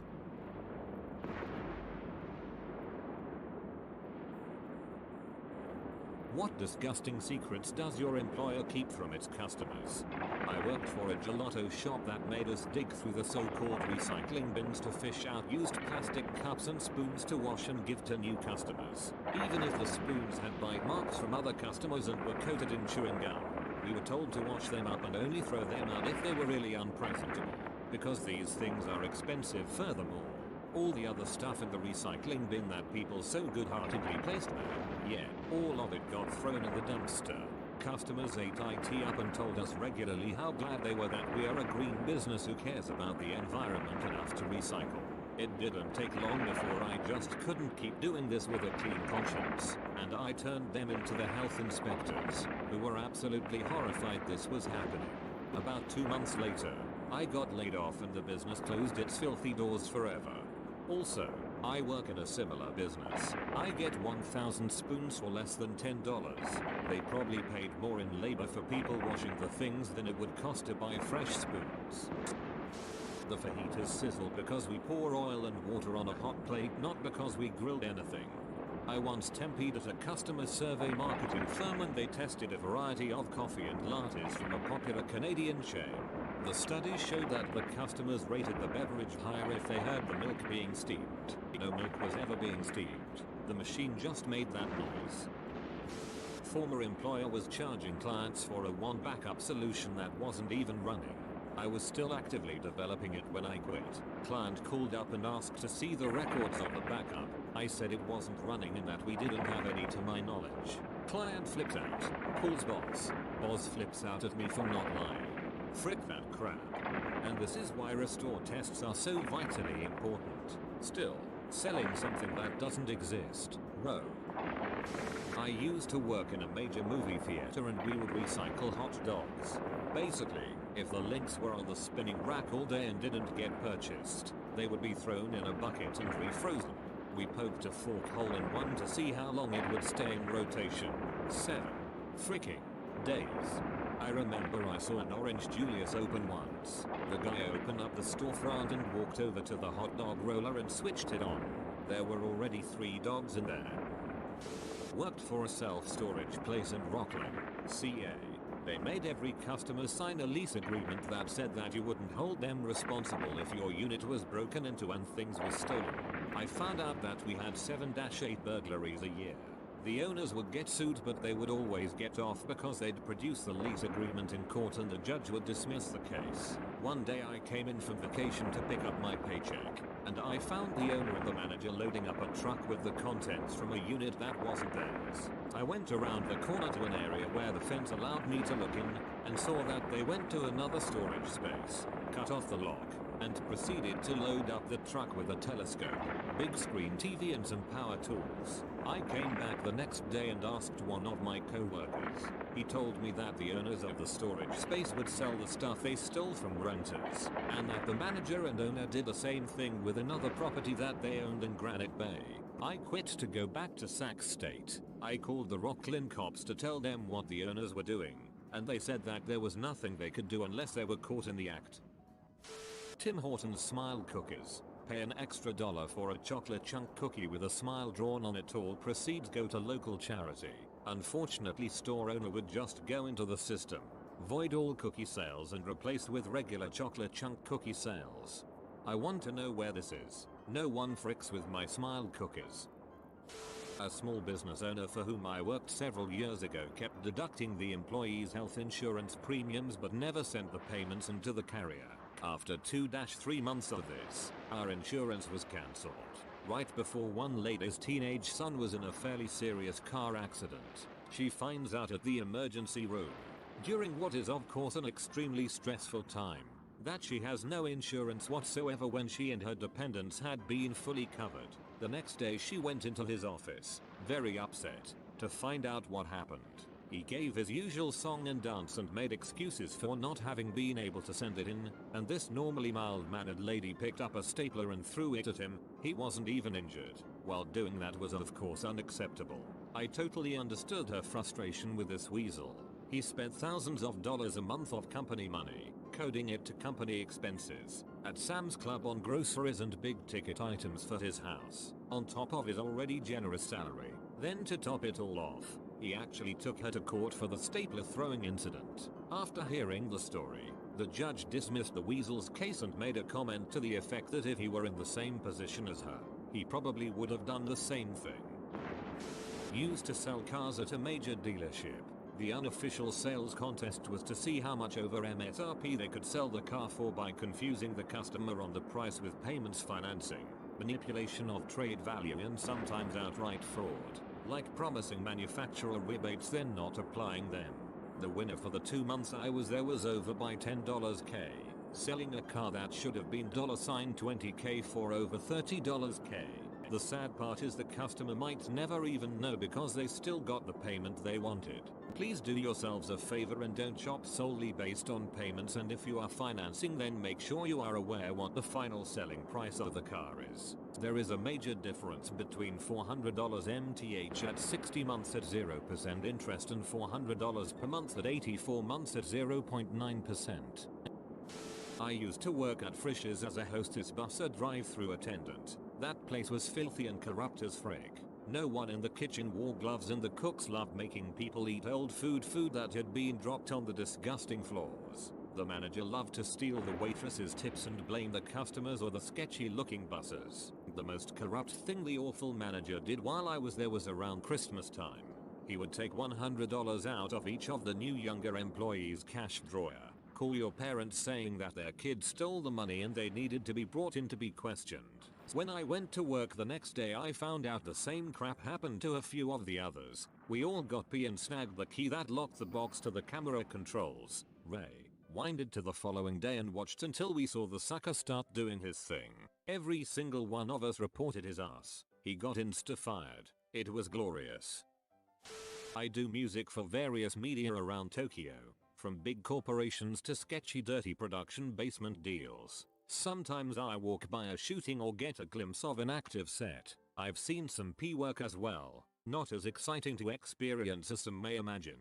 Once I witnessed a director, who is notorious for being a poopy butthole, threaten an actress that if she continued with her gloomy face during the shootings he would take her child away as he slapped her on her head. It was all very serious and cold. The look on her face as she quietly agreed with him ate into my very being. Then I thought how in a few weeks hundreds of people will sexually get off to her in that state without actually being aware of the reality of the situation. Seeing P again after that I can't help but look into the eyes of the girls and wonder what's really going on. I sure felt disgusted getting paid by the same company. We charge $150 labor to replace a battery on a laptop. We charge $200 for a service call to determine that the battery is fricked. Then another $200 to come back with the proper battery. I worked for a vet in Vancouver and I ran a whole month of raffles, nail cuttings for donations and pet pics with Santa for the SPCA. When we added up the last of the money from the month, I put it in the safe. The practice owner's wife deposited the money and bought herself some new Chanel makeup. WTF. I quit in disgust.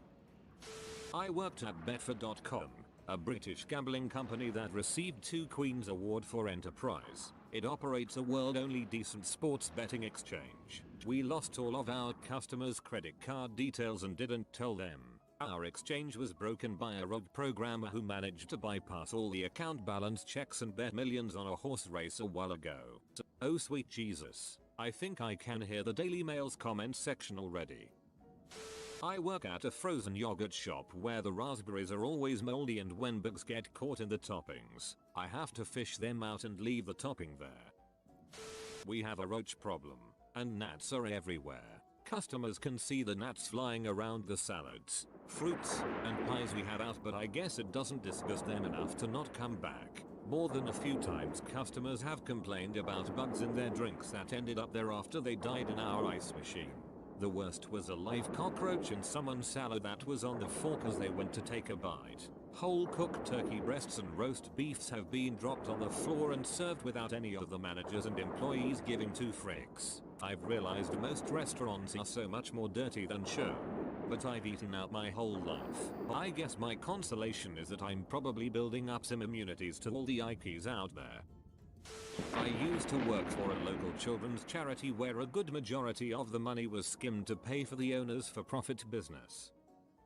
Sears. pushed and encouraged to sign you up for things without the customer's consent. Phone number and email is all we need to sign you up for Shop Your Way rewards. I thought without your consent we will do it. DM tells managers to tell us to do it because it has worked so well in other stores to keep numbers up. Wells Fargo, all around shady, straight up lie to people to get them over to a banker to open up checking accounts by telling them our policies are changing and they have to do this, making sure they have every single product whether it will actually benefit you or not. We will not give up until you have them all. One time a blind lady came up to my window with 3 separate checking accounts under her name and she didn't even know why she had them. Turns out a banker had opened them all up for her to meet quota. So once I quit WF, I moved all of my accounts elsewhere. I just want to say that if you have ever worked at a water park, it will turn you off of visiting any kind of public pool or park for the rest of your life. The crap we pulled out of those filters, man. No, just pour so many chemicals into the water that literally nothing can live in it and call it a day. Macy's doesn't donate crap to charities. They practically force their employees to and claim it as company donation. I worked at Dairy Queen. The collection box supporting children with cancer hanging out the drive-through window was a discontinued charity. My manager pocketed all the donations. Disgusting in a different sense. A nice story to balance it. The McDonald's I worked at didn't even have the key to open the charity boxes. The only person who did is a man from the charity, who takes every last penny for its intended cause once a month or so. My last job we held events and refilled premium liquor with house crap. And during events charged consumption tabs with 100 plus people, extra shots and bottles that were never ordered so the event holder can pay for something never even used at the end of the night, and that's just scratching the surface. My boss refuses to hire anybody but white women, and he uses rubbing alcohol to wipe the expiration date off of product if it expires. He just puts it back on the shelf, including dairy product. I hate him. I won't purchase anything that doesn't have an expiration date, especially things that normally have them. This happened years ago, but I was a receptionist for a chiropractor for about 6 months. One day our first appointment came in, I went in the back to look for him. I walked in on him having sex with a co-worker on the table, the same table the patient sometimes would lay face down on. I went back to the front and said, "He'll be with you in a couple minutes." God, I was disgusted. He was married with 2 young kids. I didn't work there long after that. Worked store security. There are peepholes above the ladies' changing rooms at several major retailers, supposed to be for female security agents to monitor the dressing rooms, but we had no female security agents. Lots of creepy verism fapping going on. That's definitely illegal. Private company I no longer work for. The company list of vehicles included 2 4-wheelers, a Corvette, a Hummer 2, a brand new Jeep, and oh right, a 20-feet fishing boat. Also frequently bought company furniture which he would then sell to himself, government contractor, and a weasel. To a certain extent, I feel like this should be reported. I mean, you're dealing with people's tax dollars, and waste in government needs to be controlled. I work for the state so I see it every day and do what I can to prevent it. I worked as a supervisor at a water park, and just before inspection by the owner, the director had me go around the park and paint all the rusted metal silver to look like new. Some of those bolts were nearly rusted through and were crucial to the ride's construction. That's not even remotely fun. Seriously, report the director. Valet here. I've seen a number of occasions in which rubbing compound was used to cover up mild to moderate scratches. Co-workers have stolen things out of cars, from spare change to a handgun on one occasion. If valet is an option, don't do it. Just want to add, I've never stolen anything out of someone's car. Also, yes, all valet companies are different, just like not all restaurants spit in your food. I valeted my car one time. I thought now they won't steal my crap. Wrong, they stole lots of crap. Barbers, stylists, hairdressers of Reddit. Has anyone ever sat in your chair with a head so nasty that you didn't even want to touch them? What is your horror story? Long time ago, but I had to wash and cut a teenager that hadn't washed his hair in what looked like months. Salon policy was to wash after a men's cut and the smell was awful. After his cut, I tried to wet his hair in the shampoo bowl and the water just ran off his hair because of all the oil buildup. I had seen a lot during my years as a stylist, but that was the worst experience. Imagining water not being able to penetrate oily hair is the grossest thing I've heard of in this thread.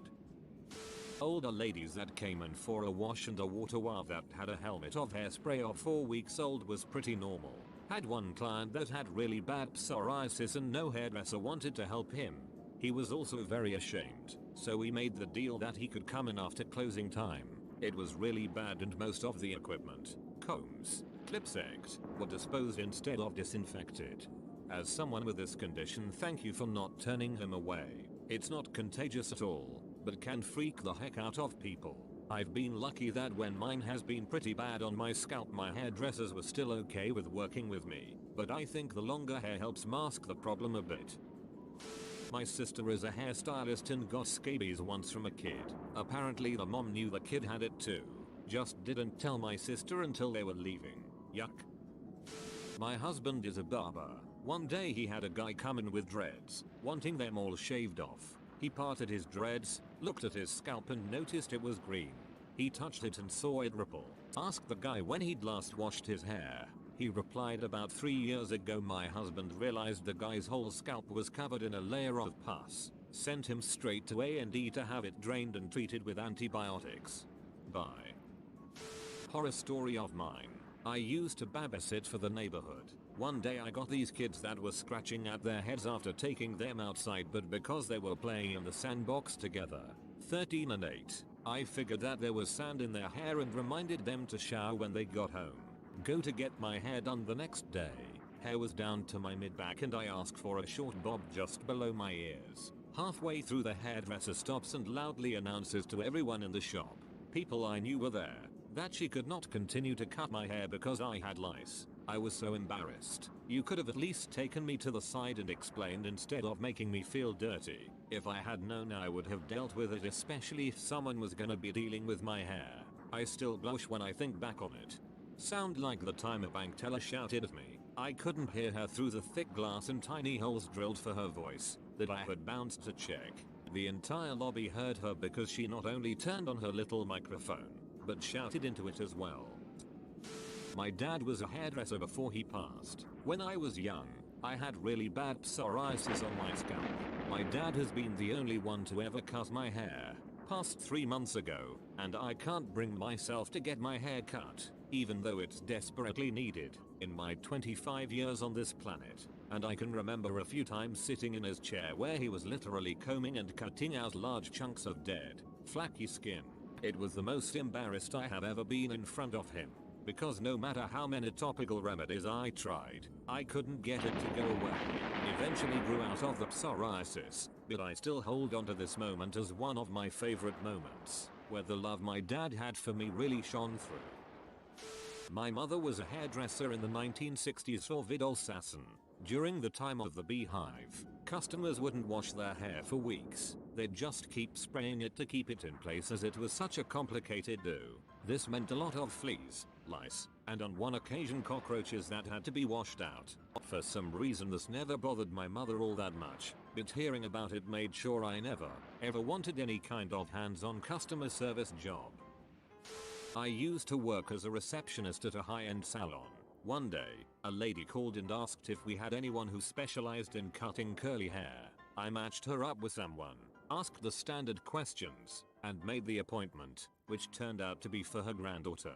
When the family showed up, the mother and grandmother were white, and the granddaughter was African American.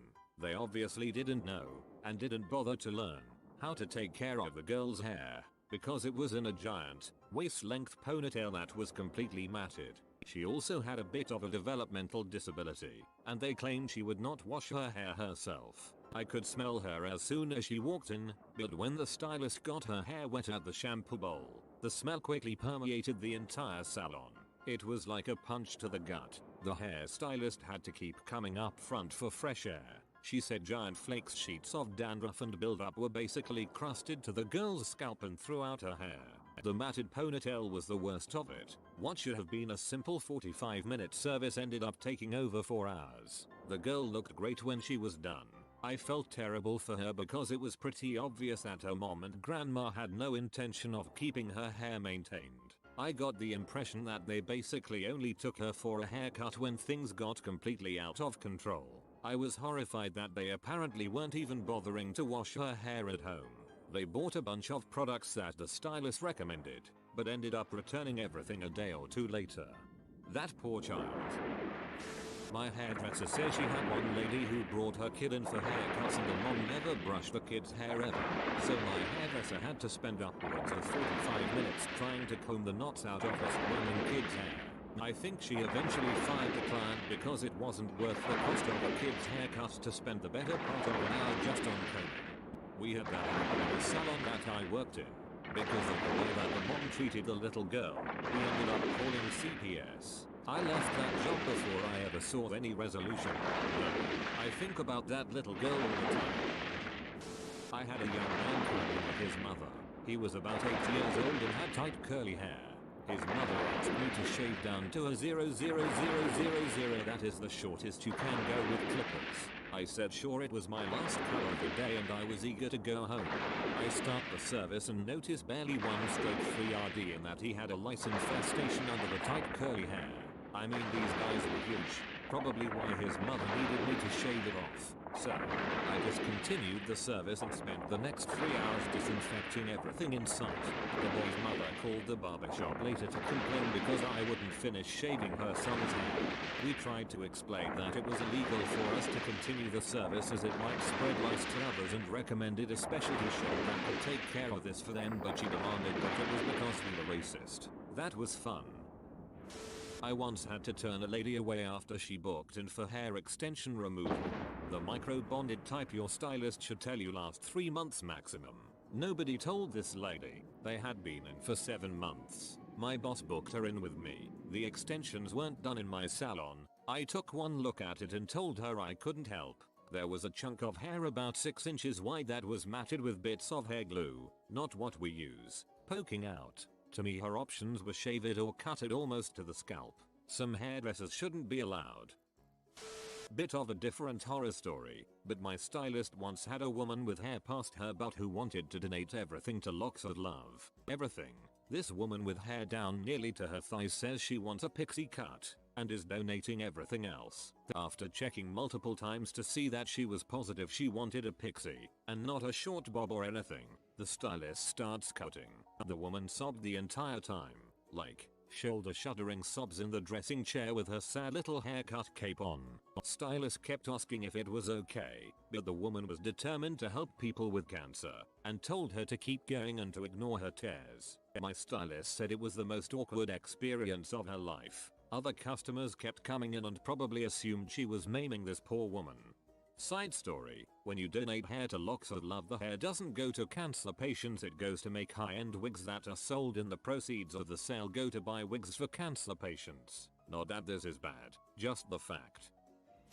One of the first shops I worked in, there were 2 individuals who would regularly come in for cuts. Both of them were physically so dirty it changed their skin tone, and they absolutely reeked of cat pee. Being close to them made my eyes water, and it was extremely difficult to breathe as the smell of ammonia was just plain overwhelming. We never turned them away, and we were always as polite as we could be. But frick if those haircuts didn't feel like they lasted 3 hours. I've always heard that meth users often give off an ammonia cat pee smell. I'm not a stylist for humans, but I do groom dogs, and I have seen some things that make me want to never give these dogs back to their owners. My worst experience was when I had someone bring in their 2-year-old Shih Tzu. She was down as a mini groom. That's where we only trim the face, feet, and private areas, so I'm thinking this will be an easy groom. Wrong. This woman walked in with her dog wrapped in a towel because she doesn't want to touch him, and I can see why the dog is a mess. The dog's hair is one solid mat including his face, and there is a deep giant hole in his coat where the poop has exploded through his hair, meaning he has been pooping into his own hair for so long the buildup finally busted a hole through his hair. So I have to shave him before he can get any kind of bath, so I find a spot I can break through and start shaving. This is very bad on my tools, by the way. Once I finally release this dog from his mat prison, which came off almost in one solid piece, he ends up having so many sores on his skin. He was shaking his head so much he was starting to cause hematomas on his ears. His butthole was infected and he is infested with fleas. I'm so upset at this point. I feel so terrible for this poor dog, but all I can do is bathe him, get rid of the fleas and inform the owner that he needs to go to the vet. Whoa, I didn't even think about pet grooming. I bet that can get crazy. I feel bad every time I take my dog to the groomer and there's a small mat somewhere. My cousin is a hairdresser. One time a woman brought in her special needs son.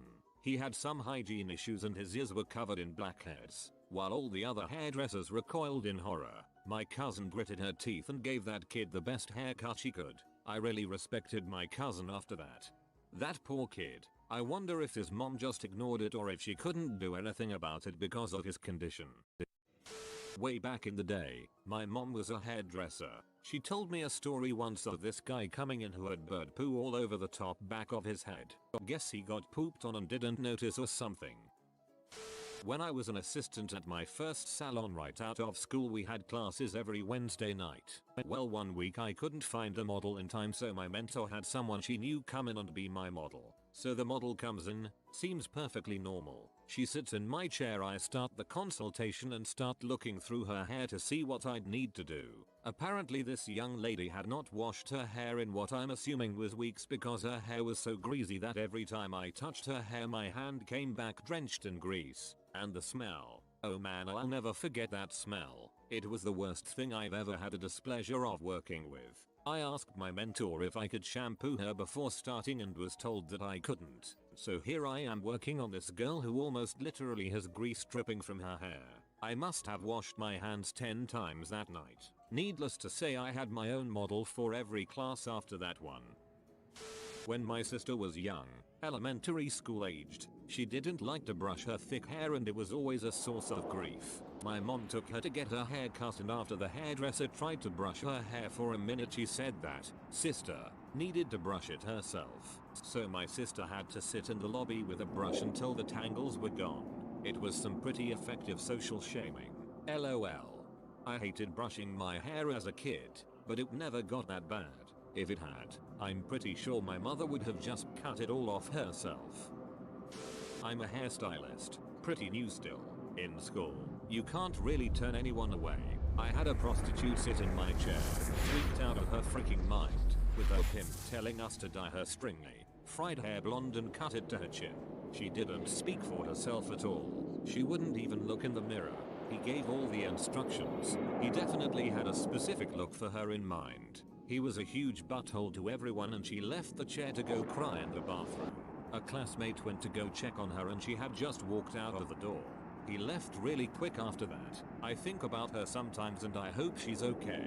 I wish I had gotten the chance to make her feel beautiful. So that was a pretty nasty experience, even though I didn't have a chance to start the service. Besides that, I was pregnant throughout school and gagged quite a bit at the ladies who would come in for a wash, blow dry, and style after weeks of not brushing out their hair or washing it. I always suggested braids for these ladies, since they obviously for whatever reason chose not to maintain their naturally curly hair, but most refused and would be back in 3-4 weeks for the whole process again. This was a very time-consuming process with tons of detangling rats' nests and dreads that invariably ended in 0 tips. There were also really creepy men that would come in for $5 cuts and say very sexual things and enjoyed the shampoo a lot. My school was basically just a mill of free labor and we had to accept every client no matter what, and it sucked. But I'm enjoying more creative freedom now that I have graduated and am in a salon. I still volunteer for events where the homeless get free cuts, and there are quite a few very dirty people there, but I don't mind because it's not a daily basis situation like it used to be, and I like making people feel good. If you are even remotely thinking that a customer is under the influence of a pimp, call the cops. He is human trafficking. 1-800-373-7888. National Human Trafficking Resource Center. What's the worst smell that you've ever experienced? My mom had bought farm fresh eggs one week. I remember grabbing one to fry and make an egg sandwich. I heated up the pan and cracked the egg in there. What came out of the egg was a black rotten mess that smelled of pure evil.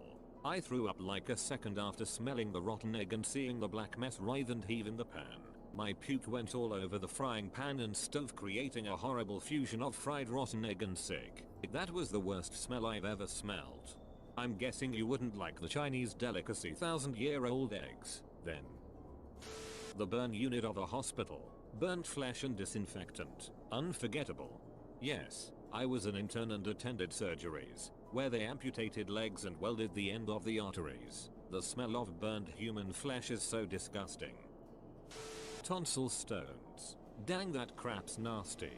Those friggin' bile fossils are disgusting. My roommate once kept one in a tiny bottle and would waft it under sleeping people's noses. I feel sick just thinking about it. Opening of an exhumed coffin. 6 months. You can't describe it.